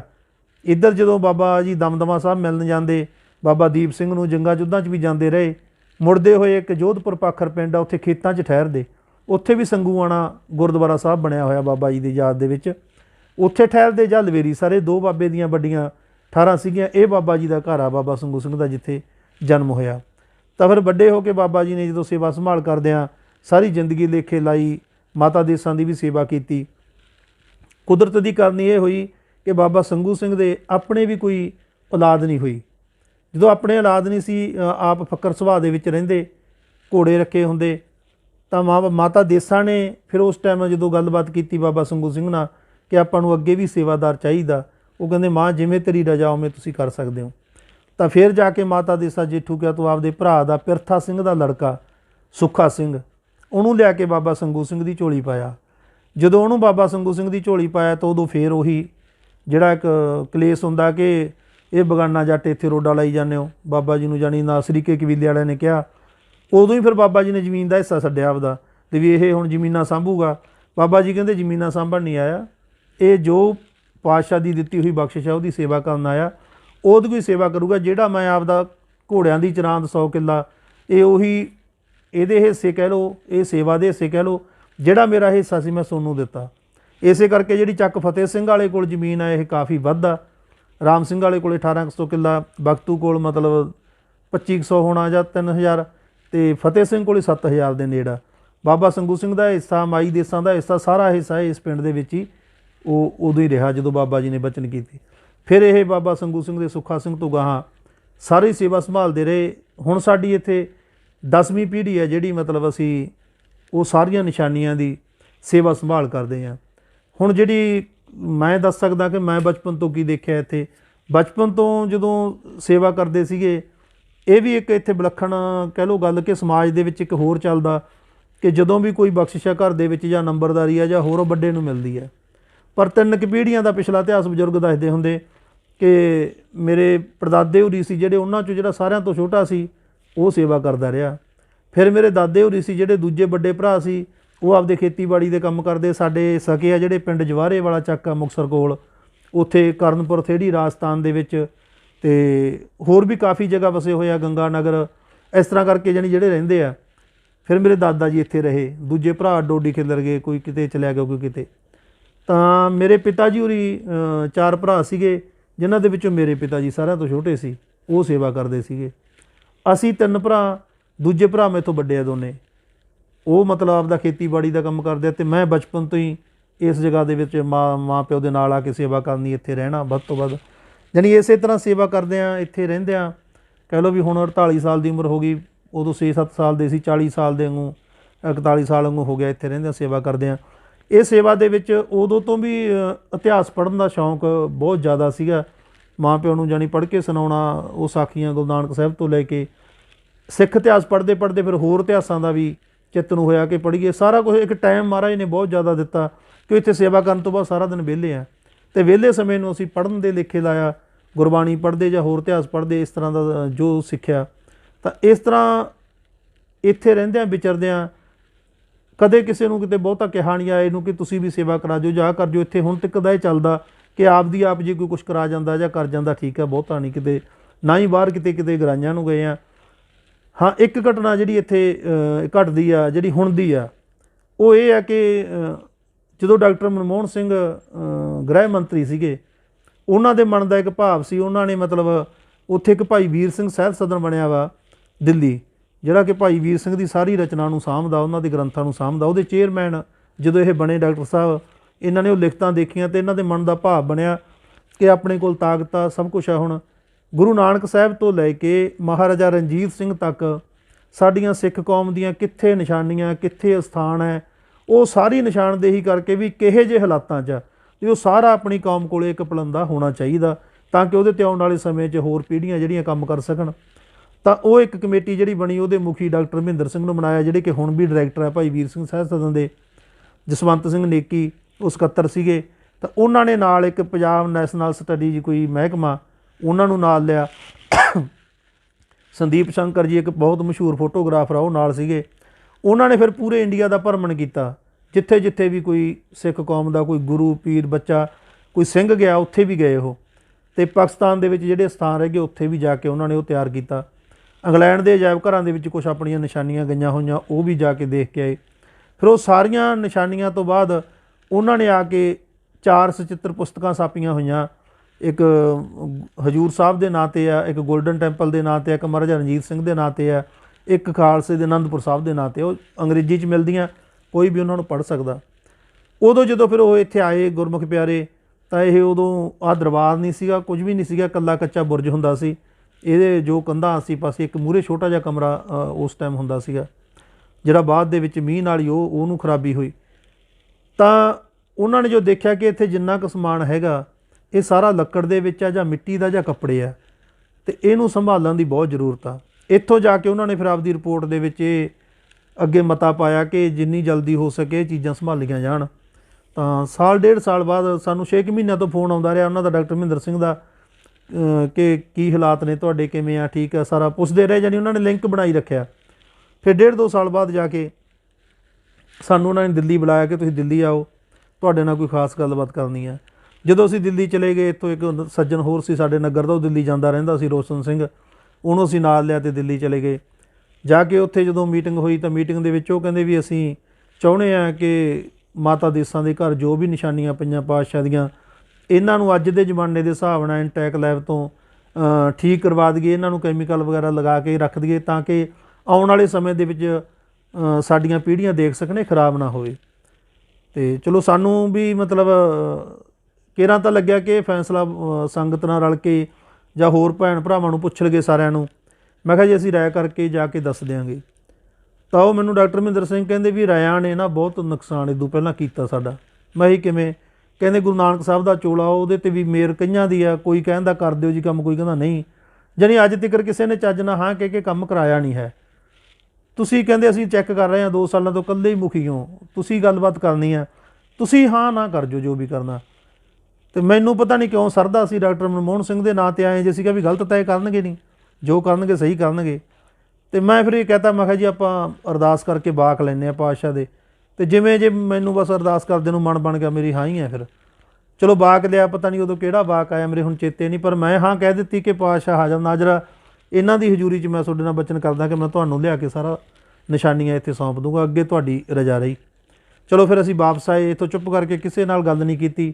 ਅਸੀਂ ਆਪਦਾ ਉਹ ਅਲਮਾਰੀ 'ਚ ਪਈਆਂ ਹੁੰਦੀਆਂ ਸੀ ਉਸ ਟਾਈਮ, ਸਾਰੀਆਂ ਨਿਸ਼ਾਨੀਆਂ ਲਈਆਂ, ਲੈ ਕੇ ਅਸੀਂ 2-3 ਜਾਣੇ ਇੱਥੋਂ ਸਿੰਘ ਜਿਹੜੇ ਨਾਲ ਸੀਗੇ ਮੇਰੇ ਗਏ ਜਾ ਕੇ।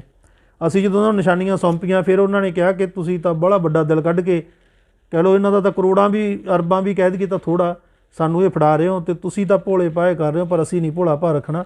ਉਹਨਾਂ ਨੇ ਸਾਰੇ ਦੀ ਵੀਡੀਓਗ੍ਰਾਫੀ ਕੀਤੀ, ਸਾਰੇ ਦੀ ਲਿਖਤ ਕੀਤੀ, ਉਹਦਾ ਸਾਨੂੰ ਦਿੱਤਾ ਲਿਖ ਕੇ, ਉਹਦੀ ਇੰਸ਼ੋਰੈਂਸ ਕਰਾਈ ਕਿ ਵੀ ਭਾਈ ਅਸੀਂ ਅੱਜ ਇਹ ਤੋਂ ਇਹ ਨਿਸ਼ਾਨੀਆਂ ਭਾਈ ਜਸਵੀਰ ਸਿੰਘ ਤੋਂ ਇਸ ਤਰ੍ਹਾਂ ਕਰਕੇ ਲੈ ਰਹੇ ਹਾਂ, ਇੰਨੇ ਸਮੇਂ ਖਾਤਰ ਅਨਟੈਕ ਲੈਬ ਤੋਂ ਠੀਕ ਕਰਾ ਕੇ ਅਸੀਂ ਵਾਪਸ ਉੱਥੇ ਰੱਖਣ ਦੇ ਜ਼ਿੰਮੇਵਾਰ ਹੋਵਾਂਗੇ। ਜੇ ਕੋਈ ਰਸਤੇ 'ਚ ਨੁਕਸਾਨ ਹੁੰਦਾ ਕਿਤੇ ਵੀ ਤਾਂ ਉਹਦੀ ਗਰੰਟੀ ਜਾਂ ਜ਼ਿੰਮੇਵਾਰੀ ਸਾਡੀ ਹੈ। ਇਹ ਉਹਨਾਂ ਨੇ ਸਾਰਾ ਕਾਗਜ਼ੀ ਪੱਤਰੀ ਸਾਰਾ ਕੰਮ ਉਹਨਾਂ ਨੇ ਕੀਤਾ। ਫਿਰ ਅਸੀਂ ਨਾਲ ਹੀ ਗਏ ਲਖਨਊ, ਉੱਥੇ ਜਾ ਕੇ ਲੈਬ ਦੇ ਵਿੱਚ ਵੀ ਰਹੇ, ਦੇਖਿਆ। ਤਾਂ ਲੈਬ ਵਾਲਿਆਂ ਨੇ ਵੀ ਜਾਣੀ ਬੜੀ ਹੈਰਾਨੀ ਵਾਲੀ ਗੱਲ ਦੱਸੀ ਕਿ ਸਾਰੇ ਧਰਮਾਂ ਦੇ ਲੋਕ ਇੱਥੋਂ ਆ ਕੇ ਆਪਦੇ ਬਜ਼ੁਰਗਾਂ ਦੀਆਂ, ਆਪਦੇ ਸਾਧੂ ਸੰਤਾਂ ਦੀਆਂ ਚੀਜ਼ਾਂ ਠੀਕ ਕਰਵਾ ਕੇ ਜਾਂਦੇ ਆ, ਪਰ ਸਿੱਖ ਕੌਮ ਦੀ ਇਹ ਪਹਿਲੀਆਂ ਨਿਸ਼ਾਨੀਆਂ ਜਿਹੜੀਆਂ ਸਾਡੇ ਕੋਲ ਆਈਆਂ। ਅਤੇ ਉਦੋਂ ਉਹਨਾਂ ਨੇ ਦਰਬਾਰ ਸਾਹਿਬ ਬਾਰੇ ਵੀ ਬੜਾ ਦੱਸਿਆ ਸੀ, ਜੋ ਜਾਣਦੇ ਆ ਜਿਹੜਾ ਆਤਿਸ਼ਬਾਜ਼ੀ ਨਾਲ ਪ੍ਰਦੂਸ਼ਣ ਹੁੰਦਾ ਜਿਹਦੇ ਨਾਲ ਉਹ ਖਰਾਬ ਹੋ ਰਿਹਾ ਸਾਰਾ ਕੁਛ, ਅਤੇ ਵੀ ਅਸੀਂ ਲਿਖ ਕੇ ਵੀ ਦੇ ਕੇ ਆਉਣੇ ਆ। ਪਰ ਇਹਨਾਂ ਚੀਜ਼ਾਂ ਕਨੀ ਧਿਆਨ ਘੱਟ ਹੈ ਕਿ ਬਚਤ ਕਿਵੇਂ ਹੋ ਸਕਦੀ ਹੈ। ਚਲੋ ਸਾਨੂੰ ਵੀ ਉਹ ਖੁਸ਼ੀ ਹੋਈ, ਉਹਨਾਂ ਨੇ ਕਿਹਾ ਕਿ ਤੁਸੀਂ ਇੱਥੇ ਰਹਿ ਕੇ ਵੀ ਦੇਖ ਸਕਦੇ ਹੋ ਅਸੀਂ ਕਿਵੇਂ ਕਿਵੇਂ ਕੰਮ ਕਰਾਂਗੇ, ਜੇ ਤੁਸੀਂ ਚਾਹੋ ਤਾਂ ਜਾ ਵੀ ਸਕਦੇ ਹੋ, ਕਿਉਂਕਿ ਟਾਈਮ ਬਹੁਤ 6 ਮਹੀਨੇ ਲੱਗਣੇ ਆ। ਅਤੇ ਜਦੋਂ ਫਿਰ ਅਸੀਂ ਵਾਪਸ ਆ ਗਏ ਸੀਗੇ, ਉਹਨਾਂ ਨੇ ਆਪਦੇ ਕਸਟਡੀ ਦੇ ਵਿੱਚ ਸਾਰਾ ਕੁਛ ਲੈ ਲਿਆ। 6 ਮਹੀਨਿਆਂ ਬਾਅਦ ਫਿਰ ਇਹ ਸਾਰੀਆਂ ਨਿਸ਼ਾਨੀਆਂ, ਫਿਰ ਉੱਥੇ ਜਦੋਂ ਦਸਤਾਰ ਠੀਕ ਕੀਤੀ, ਇਹ ਬੜੀ ਲੰਬੀ ਜਾਣੀ ਇੱਕ ਪੱਟ ਦੀ ਕਹਿ ਰਹੀ ਉਹਨਾਂ ਨੇ, ਕਿਉਂਕਿ ਸਾਡੇ ਕੋਲ ਤਾਂ ਜਿਵੇਂ ਉਹ ਥੋੜ੍ਹੀ ਗੁੱਸਾ ਮੁੱਸਾ ਜਿਹਾ ਵੀ ਹੋ ਗਈ ਸੀ, ਮਤਲਬ ਐਂ ਵੱਟ ਖਾ ਕੇ। ਸਾਡੇ ਨਹੀਂ ਕਿਸੇ ਨੇ ਕਦੇ ਵੀ ਐਂ ਖੋਲ੍ਹ ਕੇ ਹੱਥ ਲਾਇਆ ਸੀਗੇ, ਬਸ ਐਂ ਹੀ ਕੱਪੜੇ ਦੇ ਵਿੱਚ ਵਲੇਟ ਕੇ ਐਂ ਬਾਰੀ 'ਚ ਰੱਖਿਆ ਹੁੰਦਾ, ਨਮਸਕਾਰ ਕਰਦੇ ਰਹਿੰਦੇ। ਉਹ ਲੈਬ ਵਾਲਿਆਂ ਨੇ ਪਹਿਲੀ ਵਾਰ ਜਾਣੀ ਉਹਨੂੰ ਹੌਲੀ ਹੌਲੀ ਆਪਦੇ ਢੰਗ ਨਾਲ ਠੀਕ ਕਰਨਾ ਸ਼ੁਰੂ ਕੀਤਾ। ਤਾਂ ਫਿਰ ਉਹਨਾਂ ਨੇ ਸਾਨੂੰ ਫ਼ੋਨ 'ਤੇ ਪੁੱਛਿਆ ਕਿ ਜਦੋਂ ਤਹਿ ਲਗਾਉਣੇ ਆ ਇਹਦੀ, ਇਹ ਟਸਰ ਦਾ ਕੱਪੜਾ ਬਹੁਤ ਬਰੀਕ ਹੁੰਦਾ, ਇਹ ਤਾਂ ਇੰਨਾ ਕੁ ਬਣ ਜਾਂਦਾ, ਕਿ ਆਪਾਂ ਕਿਉਂ ਨਾ ਇਹਨੂੰ ਬੰਨ੍ਹ ਲਈਏ। ਮੈਂ ਕਿਹਾ ਵੀ ਆਪਣੇ ਸਿੱਖਾਂ ਦੇ ਵਿੱਚ ਥੋੜ੍ਹੀ ਨੁਕਤਾਚੀਨੀ ਵਾਲਾ ਚੱਕਰ ਵੀ ਚੱਲ ਪੈਂਦਾ। ਮੇਰੀ ਤਾਂ ਹਾਂ ਹੀ ਆ, ਤੁਸੀਂ ਥੋੜ੍ਹਾ ਜਿਹਾ ਕਿਸੇ ਸਿਆਣੇ ਨੂੰ ਪੁੱਛ ਲਓ, ਕਿਸੇ ਜਥੇਦਾਰ ਸਾਹਿਬ ਨੂੰ, ਕਿਸੇ ਨੂੰ ਵੀ। ਉੱਥੇ ਗੁਰਦੁਆਰਾ ਸਾਹਿਬ ਦੇ ਕੋਈ ਪ੍ਰਧਾਨ ਸੀਗੇ ਲਖਨਊ, ਉਹਨਾਂ ਨਾਲ ਸੱਦ ਕੇ ਉਹਨਾਂ ਨੇ ਰਾਏ ਕੀਤੀ। ਉਹ ਕਹਿੰਦੇ ਵੀ ਇਹਦੇ 'ਚ ਕੀ ਹਰਜ ਆ। ਅਤੇ ਪਰ ਫਿਰ ਵੀ ਉਹ ਕਹਿੰਦੇ ਵੀ ਆਪਾਂ ਅਕਾਲ ਤਖ਼ਤ ਸਾਹਿਬ 'ਤੇ ਬੇਨਤੀ ਕਿ ਜਥੇਦਾਰ ਸਾਹਿਬ ਨੂੰ ਕਰ ਲੈਂਦੇ ਹਾਂ, ਉਦੋਂ ਬਦੰਤੀ ਸਾਹਿਬ ਸੀ ਸ਼ਾਇਦ, ਉਹਨਾਂ ਨੂੰ ਬੇਨਤੀ ਕੀਤੀ ਕਿ ਸਾਂਭਣ ਵਾਸਤੇ ਪੱਗ ਨੂੰ ਬੰਨ੍ਹਣਾ, ਨਾ ਕਿ ਕੋਈ ਊਂ ਟੋਪੀ ਬਣਾਉਣੀ ਹੈ ਅਤੇ ਕਿਸੇ ਮਤਲਬ ਇਸ ਤਰ੍ਹਾਂ ਦਾ ਮਾਹੌਲ ਆ। ਉਹ ਕਹਿੰਦੇ ਵੀ ਜਦੋਂ ਸੰਭਾਈ ਕਰਨੀ ਆ ਤਾਂ ਮਤਲਬ ਇਹ ਤਾਂ ਜਿਵੇਂ ਵੀ ਲੈਬ ਵਾਲੇ ਠੀਕ ਕਰਦੇ ਕਰ ਲੈਣ, ਕੋਈ ਇਹਦੇ 'ਚ ਇਤਰਾਜ਼ ਨਹੀਂ ਹੋਊ ਕਿਸੇ ਨੂੰ। ਚਲੋ ਉਹ ਚੀਜ਼ ਹੋਈ। ਫਿਰ ਉਹਨਾਂ ਨੇ ਇੰਗਲੈਂਡ ਦੇ ਜਿਹੜੇ ਆਪਣੇ ਚੇਅਰਮੈਨ ਐਂਟੈਕ ਲੈਬ ਦੇ ਕੈਪਟਨ ਅਮਰਿੰਦਰ ਸਿੰਘ ਆ, ਜਿਹੜੇ ਹੁਣ ਮੁੱਖ ਮੰਤਰੀ ਆ, ਇਹਨਾਂ ਨੇ ਵੀ ਉਦੋਂ ਤੋਂ ਬੜਾ ਸਹਿਯੋਗ ਦਿੱਤਾ ਕਿ ਕਰਾਓ ਨਿਸ਼ਾਨੀਆਂ ਠੀਕ, ਜੋ ਖਰਚਾ ਹੋਇਆ ਇੱਥੋਂ ਦੀ ਲੈਬ ਦਾ ਇਹਨਾਂ ਨੇ ਓਟਿਆ। ਇੰਗਲੈਂਡ ਦੀ ਜਿਹੜੀ ਲੈਬ ਹੈ ਐਂਟੈਕ ਲੈਬ, ਉੱਥੋਂ ਦੇ ਮਾਰਤੰਡ ਸਿੰਘ ਨਾਭੇ ਵਾਲਾ ਮਹਾਰਾਜਾ, ਉਹ ਉੱਥੋਂ ਦੇ ਮੁਖੀ ਹੈ।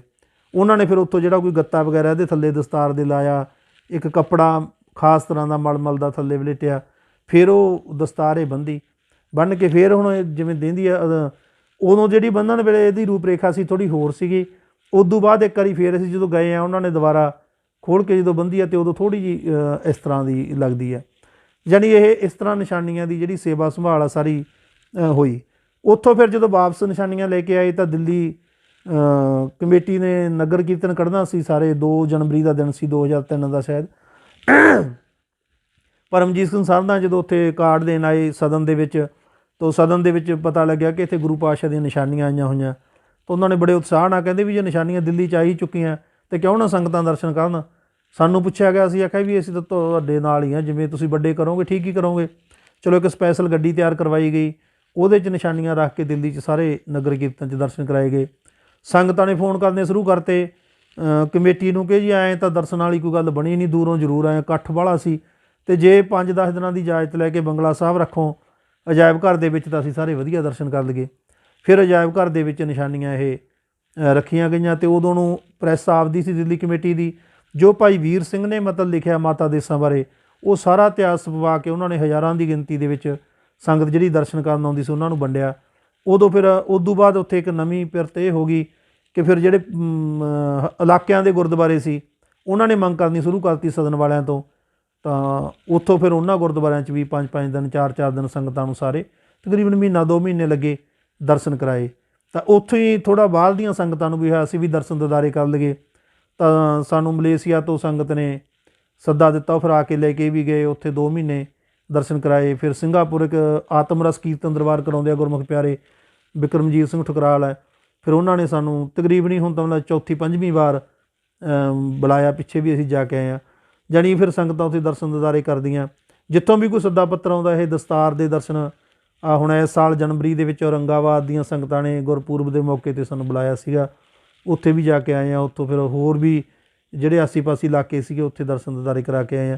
ਜਾਣੀ ਇਹ ਨਿਸ਼ਾਨੀਆਂ ਫਿਰ ਇੱਥੇ ਇਸ ਤਰ੍ਹਾਂ ਸਾਂਭਦੇ, ਇਹਦੀ ਸੇਵਾ ਸੰਭਾਲ ਕਰਦੇ ਅਸੀਂ ਹੁਣ ਤੱਕ। ਇਹਨੂੰ ਇਸੇ ਤਰ੍ਹਾਂ ਹੀ ਜੋ ਸੰਗਤ ਆਉਂਦੀ ਆ ਉਹਨੂੰ ਵੀ ਇਹੀ ਬੇਨਤੀ ਕਰਦੇ ਹਾਂ।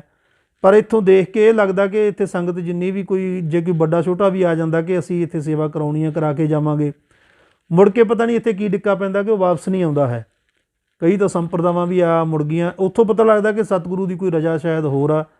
ਕਿਉਂਕਿ ਇੱਕ ਵਾਰੀ ਕਾਰ ਸੇਵਾ ਵਾਲੇ ਇੱਥੇ ਆ ਗਏ ਸੀਗੇ ਜਿਹੜੇ ਕਿ ਬਾਦਲ ਪਿੰਡ ਗੁਰਦੁਆਰਾ ਬਣਾਉਂਦੇ, ਇੱਥੇ ਆਏ ਦਰਸ਼ਨ ਕਰਨ ਸੀ। ਬੀਬਾ ਜੀ ਨੇ ਕਹਿਤਾ ਤੁਸੀਂ ਸਾਡੇ ਨਗਰ ਦਾ ਗੁਰਦੁਆਰਾ ਹੀ ਬਣਾ ਦਿਓ, ਤਾਂ ਉਹ ਇੱਥੇ ਆਏ। ਤਾਂ ਉਹਨਾਂ ਨੇ ਫਿਰ ਹੌਲੀ ਹੌਲੀ ਪੁਰਾਣੀ ਚੀਜ਼ ਦੀ ਇਹ ਸਮਝ ਨਹੀਂ ਆਈ ਹੈ ਕਿ ਇਹ ਰੱਖਣਾ ਕਿਉਂ ਨਹੀਂ ਚਾਹੁੰਦੇ, ਇਹ ਗੱਲ ਦਾ ਸਾਨੂੰ ਨਹੀਂ ਪਤਾ ਲੱਗਿਆ। ਸਾਨੂੰ ਵਿੱਚੋਂ ਹੀ ਫਿਰ ਉਹਨਾਂ ਦੇ ਜਿਹੜੇ ਰਹਿਣ ਵਾਲੇ ਵਿੱਚ ਗੁਰਸਿੱਖ ਚੰਗੇ ਵੀ ਹੁੰਦੇ ਆ, ਜੋ ਦੱਸਿਆ ਕਿ ਬਾਬਾ ਜੀ ਇਹਨਾਂ ਦਾ ਮਤ ਹੀ ਇਹ ਪਾਇਆ ਵਾ ਕਿ ਇਹਨੂੰ ਸਿੱਟ ਲਈਏ ਪਹਿਲਾਂ, ਫਿਰ ਇੱਥੇ ਕੁਛ ਬਣਾਈਏ, ਅਤੇ ਇਹ ਕਿਸੇ ਦਿਨ ਇਹਨੂੰ ਖਰਾਬ ਕਰਨਗੇ, ਪਾਣੀ ਵਗੈਰਾ ਛੱਡਣਗੇ।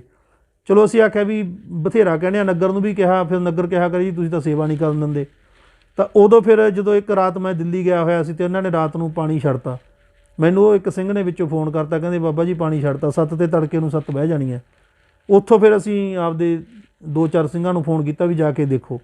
ਉਹਨਾਂ ਨੇ ਆ ਕੇ ਦੇਖਿਆ ਅਤੇ ਜੋ ਕਿਹਾ, ਕਹਿੰਦੇ ਜੀ ਵੈਸੇ ਪੈਪ ਖੁੱਲ੍ਹੀ ਰਹਿ ਗਈ ਰਾਤ, ਉੱਤੇ ਛਿੜਕਾਅ ਕਰਦੇ ਸੀਗੇ, ਐਂ ਕਰਦੇ ਸੀ। ਫਿਰ ਜਦੋਂ ਇਹੋ ਜਿਹੀਆਂ ਗੱਲਾਂ ਨੋਟ ਕਰਦੇ ਰਹੇ, ਫਿਰ ਹੋਰ ਕੁਛ ਨੋਟ ਕੀਤੀਆਂ, ਫਿਰ ਉਹਨਾਂ ਨੂੰ ਮਤਾ ਪਾ ਕੇ ਦਿੱਤਾ ਵੀ ਤੁਹਾਨੂੰ ਤੁਹਾਡੀ ਸੇਵਾ ਦੀ ਲੋੜ ਨਹੀਂ ਹੈ। ਫਿਰ ਜਾਣੀ ਉਹ ਚਲੇ ਗਏ। ਹੁਣ ਇੱਥੇ ਸੇਵਾ ਜਾਣੀ ਕਹਿ ਲਓ ਵੀ ਦਰਬਾਰ ਸਾਹਿਬ ਇਹ ਬਣ ਚੁੱਕਿਆ ਜਿੰਨਾ ਕੁ ਹੈਗਾ 2 ਮੰਜ਼ਿਲਾ। ਇੱਥੇ ਕਹਿ ਲਓ ਜੋੜੀਆਂ ਦੀ ਸੇਵਾ ਰਹਿੰਦੀ ਹੈ, ਪੱਥਰ ਥੱਲੇ ਤਾਂ ਆਪਾਂ ਲਾਉਣੇ ਨਹੀਂ, ਉਹ ਤਾਂ ਬੁਰਜ ਦੇ ਲਾਮੀ ਕੱਚੇ ਹੀ ਰੱਖਣਾ। ਦਰਬਾਰ ਸਾਹਿਬ ਦੇ ਵਿੱਚ ਪੱਥਰ ਦੀ ਸੇਵਾ ਤਾਂ ਇੰਨੇ ਨਾਲ ਇਹਨੇ ਪੂਰਾ ਹੋ ਜਾਣਾ। ਅੱਗੇ ਜਿਵੇਂ ਜਿਵੇਂ ਸੰਗਤਾਂ ਸਹਿਯੋਗ ਦੇਣਗੀਆਂ ਲੰਗਰ ਹਾਲ ਬਣ ਜਾਣਾ। ਜਾਂ ਕੁਛ ਸੰਗਤਾਂ ਦਾ ਇੱਥੇ ਆ ਕੇ ਮਨ ਕਰਦਾ ਕਿ ਅਸੀਂ ਇੱਥੇ ਰਹਿ ਕੇ 2-4 ਦਿਨ ਲਾਈਏ ਜਾਂ 2 ਦਿਨ ਲਾਈਏ, ਬੁਰਜ ਸਾਹਿਬ 'ਚ ਬਹਿ ਕੇ ਸਿਮਰਨ ਕਰੀਏ, ਕਿਉਂਕਿ ਇੱਥੋਂ ਦੀ ਜਿਹੜੀ ਚਰਨ ਛੋਹ ਪ੍ਰਾਪਤ ਆ ਮਾਤਾ ਸਾਹਿਬ ਕੌਰ ਸੁੰਦਰ ਕੌਰ 10ਵੇਂ ਪਾਤਸ਼ਾਹ ਦੀ, ਇੱਕ ਹੋਰ ਤਰ੍ਹਾਂ ਦੀ ਵਾਈਬ੍ਰੇਸ਼ਨ ਆ।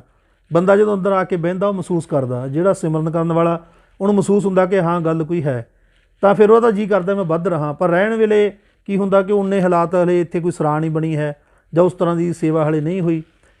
ਸਾਰੀਆਂ ਸੰਗਤਾਂ ਨੂੰ ਜਿਹੜੀਆਂ ਮੁਲਾਕਾਤ ਦੇਖਣਗੀਆਂ ਸੁਣਨਗੀਆਂ, ਉਹਨਾਂ ਦੇ ਚਰਨਾਂ 'ਚ ਸਾਰਿਆਂ ਦੀ ਬੇਨਤੀ ਹੈ ਕਿ ਇਹ ਚੱਕ ਫਤਿਹ ਸਿੰਘ ਵਾਲਾ ਭੁੱਚੋ ਮੰਡੀ ਦੇ ਨੇੜੇ ਪੈਂਦਾ, ਜ਼ਿਲ੍ਹੇ ਬਠਿੰਡੇ 'ਚ, ਦਮਦਮਾ ਸਾਹਿਬ ਤੋਂ ਉੱਤਰ ਵਾਲੇ ਪਾਸੇ 28 ਕਿਲੋਮੀਟਰ ਹੈ। ਇੱਥੇ ਜਦੋਂ ਵੀ ਆਉਣ ਦਮਦਮਾ ਸਾਹਿਬ ਜਾਂ ਮੁਕਤਸਰ ਸਾਹਿਬ, ਤਾਂ ਇੱਥੇ ਦਰਸ਼ਨ ਦਿਦਾਰੇ ਜ਼ਰੂਰ ਕਰਨ ਆਉਣ। ਨਾਲ ਬੇਨਤੀ ਇਹ ਵੀ ਹੈ ਕਿ ਜਿਹੜਾ ਕੋਈ ਗੁਰਮੁਖ ਪਿਆਰਾ ਸੇਵਾ ਕਰਾਉਣੀ ਚਾਹੁੰਦਾ, ਆਪਦੇ ਮਾਤਾ ਪਿਤਾ ਦੇ ਨਾਂ 'ਤੇ ਜਾਂ ਹੋਰ ਕੋਈ ਕਮਰੇ ਬਣਾ ਕੇ ਦੇ ਸਕਦਾ, ਉਹ ਵੀ ਇੱਥੇ ਆ ਕੇ ਆਪਦੇ ਹੱਥੀਂ ਸੇਵਾ ਕਰਵਾ ਸਕਦਾ ਜਿਹੜੀ ਵੀ ਕਰਨੀ ਹੈ। ਹੋਰ ਵੀ ਬਾਹਰ ਦੀਆਂ ਸੰਗਤਾਂ ਨੂੰ ਵੀ ਬੇਨਤੀ ਹੈ ਕਿ ਉਹ ਵੀ ਧਿਆਨ ਦੇ ਕੇ ਜਿਹੜੀਆਂ ਪੁਰਾਤਨ ਵਿਰਾਸਤਾਂ ਇੱਥੇ ਆ ਜਾਂ ਕਿਤੇ ਹੋਰ ਵੀ ਆ, ਉਹਦੇ ਵੱਲ ਧਿਆਨ ਦੇਣ। ਜਿੰਨੀਆਂ ਕੁ ਚੀਜ਼ਾਂ ਬਚੀਆਂ ਉਹ ਬਚੀਆਂ ਰਹਿ ਸਕਣ। ਹੁਣ ਜਿਵੇਂ ਆਪਣਾ ਇਹ ਬੁਰਜ ਹੈ, ਇਹਨੂੰ ਸਦਨ ਵਾਲਿਆਂ ਨੇ ਜਾਣੀ ਸਾਰੇ ਡਿਸਕਸ ਕਰਕੇ ਸਾਨੂੰ ਦੱਸਿਆ ਕਿ ਸਾਡੀ ਨਜ਼ਰ ਦੇ ਵਿੱਚ ਅਸੀਂ ਸਾਰੇ ਘੁੰਮ ਲਏ, ਇਸ ਤਰ੍ਹਾਂ ਦੀ ਨਿਸ਼ਾਨੀ ਕਿਤੇ ਹੋਰ ਨਹੀਂ ਬਚੀ ਹੈ ਦੁਨੀਆ ਦੇ ਵਿੱਚ। ਇੱਕੋ ਇੱਕ ਆਖਰੀ ਨਿਸ਼ਾਨੀ ਆ ਪਾਤਸ਼ਾਹ ਦੀ ਇਮਾਰਤ ਰੂਪ ਦੇ ਵਿੱਚ, ਜਿਹੜੀ ਸਹੀ ਸਲਾਮਤ ਉਸੇ ਤਰ੍ਹਾਂ ਜਿੱਥੇ ਬਹਿ ਕੇ ਉਹ ਆਨੰਦ ਮਹਿਸੂਸ ਕੀਤਾ ਜਾ ਸਕਦਾ।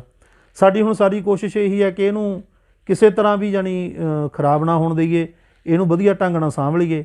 ਉਹਦੇ ਲਈ ਜੋੜੀਆਂ ਦੀ ਬਹੁਤ ਜ਼ਿਆਦਾ ਜ਼ਰੂਰਤ ਆ ਕਿ ਜੋੜੀਆਂ ਲੱਗ ਜਾਣ ਤਾਂ ਜਿਹੜਾ ਮੀਂਹ ਦੀ ਵਸੜ ਦਾ ਪਾਣੀ ਹਲੇ ਉਹਨਾਂ ਥਾਵਾਂ ਵੀ ਦੀ ਹਲੇ ਵੀ ਅੰਦਰ ਧਰਤੀ ਗਿੱਲੀ ਹੋ ਜਾਂਦੀ ਹੈ। ਤੁਸੀਂ ਦੇਖਿਆ ਕਿ ਇਹ ਡੂੰਘਾ ਬਣਿਆ ਹੋਇਆ, ਧਰਤੀ ਦੇ ਲੈਵਲ ਤੋਂ 6-7 ਫੁੱਟ ਡੂੰਘਾ। ਜੋ ਸਾਰੀ ਧਰਤੀ ਮੀਂਹ ਨਾਲ ਗਿੱਲੀ ਹੋ ਜਾਂਦੀ ਹੈ ਤਾਂ ਅੰਦਰ ਸਿੱਲ ਆਉਂਦੀ ਸੀ, ਜਿਹਦਾ ਕਰਕੇ ਦਰਬਾਰ ਸਾਹਿਬ ਇਹਦੇ ਆਸੇ-ਪਾਸੇ ਬਣਾਇਆ। ਪਰ ਫਿਰ ਵੀ ਹਲੇ ਆਉਂਦੀ ਆ, ਅਤੇ ਜਿਹਦੇ ਹੋਰ ਵੀ ਹੱਲ ਕੱਢੇ ਜਾ ਸਕਦੇ ਆ। ਤਾਂ ਫਿਰ ਪਾਤਸ਼ਾਹ ਇੱਥੇ ਜਦੋਂ 9 ਦਿਨ ਰਹੇ, ਆਪਾਂ ਉਹ ਗੱਲ ਨੂੰ ਸਿਰੇ ਲਾਈਏ ਤਾਂ ਜਾਣ ਵੇਲੇ ਪਾਤਸ਼ਾਹ ਨੇ ਮਾਤਾ ਦੇਸਾਂ ਨੂੰ ਆਪਣੀ ਦਸਤਾਰ ਨਿਸ਼ਾਨੀ ਵਜੋਂ ਦਿੱਤੀ। ਮਾਤਾ ਸੁੰਦਰ ਕੌਰ ਨੇ ਆਪਣੀਆਂ ਖੜਾਵਾਂ, ਸਾਹਿਬ ਕੌਰ ਨੇ ਆਪਣਾ ਜੁੱਤਾ, ਹੋਰ ਜਿਹੜੀਆਂ ਨਿਸ਼ਾਨੀਆਂ ਜਿਵੇਂ ਪਲੰਘ ਦੀਆਂ ਚਾਦਰਾਂ, ਪਲੰਘ ਉਹ ਕੁਦਰਤੀ ਇੱਥੋਂ ਦੀਆਂ ਹੈ ਨਾ, ਉਹਨਾਂ ਦੇ ਚਰਨ ਲੱਗੇ ਹੋਏ ਨੇ। ਪੀੜਾ ਜੀ ਤੇ ਮਾਤਾ ਸਾਹਿਬ ਕੌਰ ਬਹਿੰਦੇ ਰਹੇ ਜਦੋਂ ਬੀਬੀ ਦੇਸਾਂ ਕੋਲ ਵੱਧ ਰਹੇ। ਉਹ ਚੋਰਾ ਪ੍ਰਸਾਦੇ ਲਾਉਣ ਵਾਲੀ ਤਵੀ ਆ ਹੈ ਨਾ, ਇਹ ਸਾਰੀਆਂ ਨਿਸ਼ਾਨੀਆਂ ਉਦੋਂ ਫਿਰ ਲੈਬ ਨੇ ਠੀਕ ਕੀਤੀਆਂ, ਜਿਹੜੀਆਂ ਉਸੇ ਤਰ੍ਹਾਂ ਹੀ ਹੁਣ ਸੰਭਾਲੀਆਂ ਹੋਈਆਂ। ਸੰਗਤਾਂ ਦਰਸ਼ਨ ਦਿਦਾਰੇ ਕਰਦੀਆਂ ਰਹਿੰਦੀਆਂ ਇੱਥੇ ਸਾਰੀਆਂ। ਸੰਗਤਾਂ ਦੇ ਚਰਨਾਂ 'ਚ ਇਹ ਵੀ ਬੇਨਤੀ ਹੈ ਕਿ ਜੋ ਵੀਰ ਜੀ ਆਪਦੇ ਚੈਨਲ 'ਤੇ ਇਹ ਉਪਰਾਲਾ ਕਰ ਰਹੇ ਆ ਗੁਲਾਬਗੜ੍ਹ ਤੋਂ, ਇਹਨਾਂ ਦਾ ਵੀ ਸਹਿਯੋਗ ਦੇਣ, ਚੈਨਲ ਨੂੰ ਵੱਧ ਤੋਂ ਵੱਧ ਅੱਗੇ ਸ਼ੇਅਰ ਕਰਨ।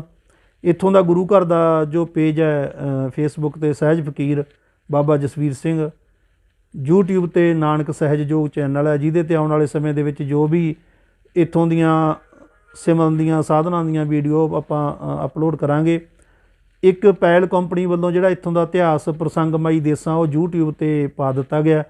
ਤੁਸੀਂ ਸਰਚ ਕਰੋਗੇ ਪ੍ਰਸੰਗਮਈ ਦੇਖਾਂ, ਸਾਰਾ ਦੇਸਾਂ ਸਾਰਾ ਇਤਿਹਾਸ ਜਿੰਨਾ ਕਿ ਅਸੀਂ ਬੋਲਿਆ ਉਹ ਸਾਰਾ ਉਹਦੇ ਵਿੱਚ ਕਵੀਸਰੀ ਰੂਪ ਦੇ ਵਿੱਚ ਭਾਈ ਨਛੱਤਰ ਸਿੰਘ ਮਹਿਮੇ ਸਰਜੇ ਵਾਲੇ ਜੋ ਕਵੀਸਰ ਨੇ, ਬਾਬੂ ਰਜਬੜੀ ਦੇ ਸ਼ਾਗਿਰਦ ਨੇ, ਉਹਨਾਂ ਨੇ ਬਹੁਤ ਸੋਹਣਾ ਗਾਇਆ। ਅਮਰੀਕ ਸਿੰਘ ਦਵੜੀ ਖਾਨਾ ਹੋਰਾਂ ਨੇ ਬਹੁਤ ਸੋਹਣਾ ਪ੍ਰਸੰਗ ਉਹ ਲਿਖਿਆ ਹੋਇਆ। ਉਹਨਾਂ ਦੇ ਨਾਨਕੇ ਹੋਣ ਕਾਰਨ, ਬਚਪਨ ਤੋਂ ਪਿਆਰ ਹੋਣ ਕਾਰਨ ਸਾਰਾ ਇਤਿਹਾਸ ਪੜ੍ਹ ਕੇ ਬਾਚ ਕੇ ਉਹਨਾਂ ਨੇ ਬੜੇ ਸੋਹਣੇ ਤਰੀਕੇ ਨਾਲ ਲਿਖਿਆ। ਉਹ ਤੁਸੀਂ ਸਰਚ ਕਰਕੇ ਪ੍ਰਸੰਗਮਈ ਦੇਸਾਂ ਪਾਤਸ਼ਾਹੀ 10ਵੀਂ ਉਹ ਵੀ ਸੁਣ ਸਕਦੇ ਹੋ YouTube ਤੋਂ। ਅਤੇ ਜੋ ਇੱਦਾਂ ਦੇ ਵੀਰਾਂ ਹੋਰਾਂ ਦੇ ਚੈਨਲ ਹੈ ਉਹਨੂੰ ਵੀ ਤੁਸੀਂ ਅੱਗੇ ਸ਼ੇਅਰ ਕਰੋ। ਸਾਰੀਆਂ ਸੰਗਤਾਂ ਦਾ ਬਹੁਤ ਬਹੁਤ ਧੰਨਵਾਦ ਆ। ਸਾਰਿਆਂ ਨੂੰ ਜੀ ਆਇਆਂ ਨੂੰ। ਬੋਲਦਿਆਂ ਕੋਲੋਂ ਕਈ ਵਾਰ ਕੀ ਹੁੰਦਾ, ਜਦੋਂ ਆਪਾਂ ਲੰਬੀ ਗੱਲ ਕਰੀ ਜਾਂਦੇ ਹਾਂ, ਕੁਛ ਬਚਨ ਐਸੇ ਵੀ ਨਿਕਲ ਜਾਂਦੇ ਆ ਜਿਹੜੇ ਕਿ ਨਹੀਂ ਬੋਲਣੇ ਚਾਹੀਦੇ ਹੁੰਦੇ, ਪਰ ਉਹਦੇ 'ਚ ਬੇਨਤੀ ਹੈ ਕਿ ਜੇ ਕੋਈ ਐਸਾ ਬਚਨ ਬੋਲਿਆ ਗਿਆ ਹੋਵੇ ਤਾਂ ਮਾफ़ੀ ਚਾਹੁੰਦੇ ਆ। ਅਤੇ ਸਾਰੀਆਂ ਸੰਗਤਾਂ ਦਾ ਬਹੁਤ ਬਹੁਤ ਧੰਨਵਾਦ। ਵਾਹਿਗੁਰੂ ਜੀ ਕਾ ਖਾਲਸਾ, ਵਾਹਿਗੁਰੂ ਜੀ ਕੀ ਫਤਿਹ।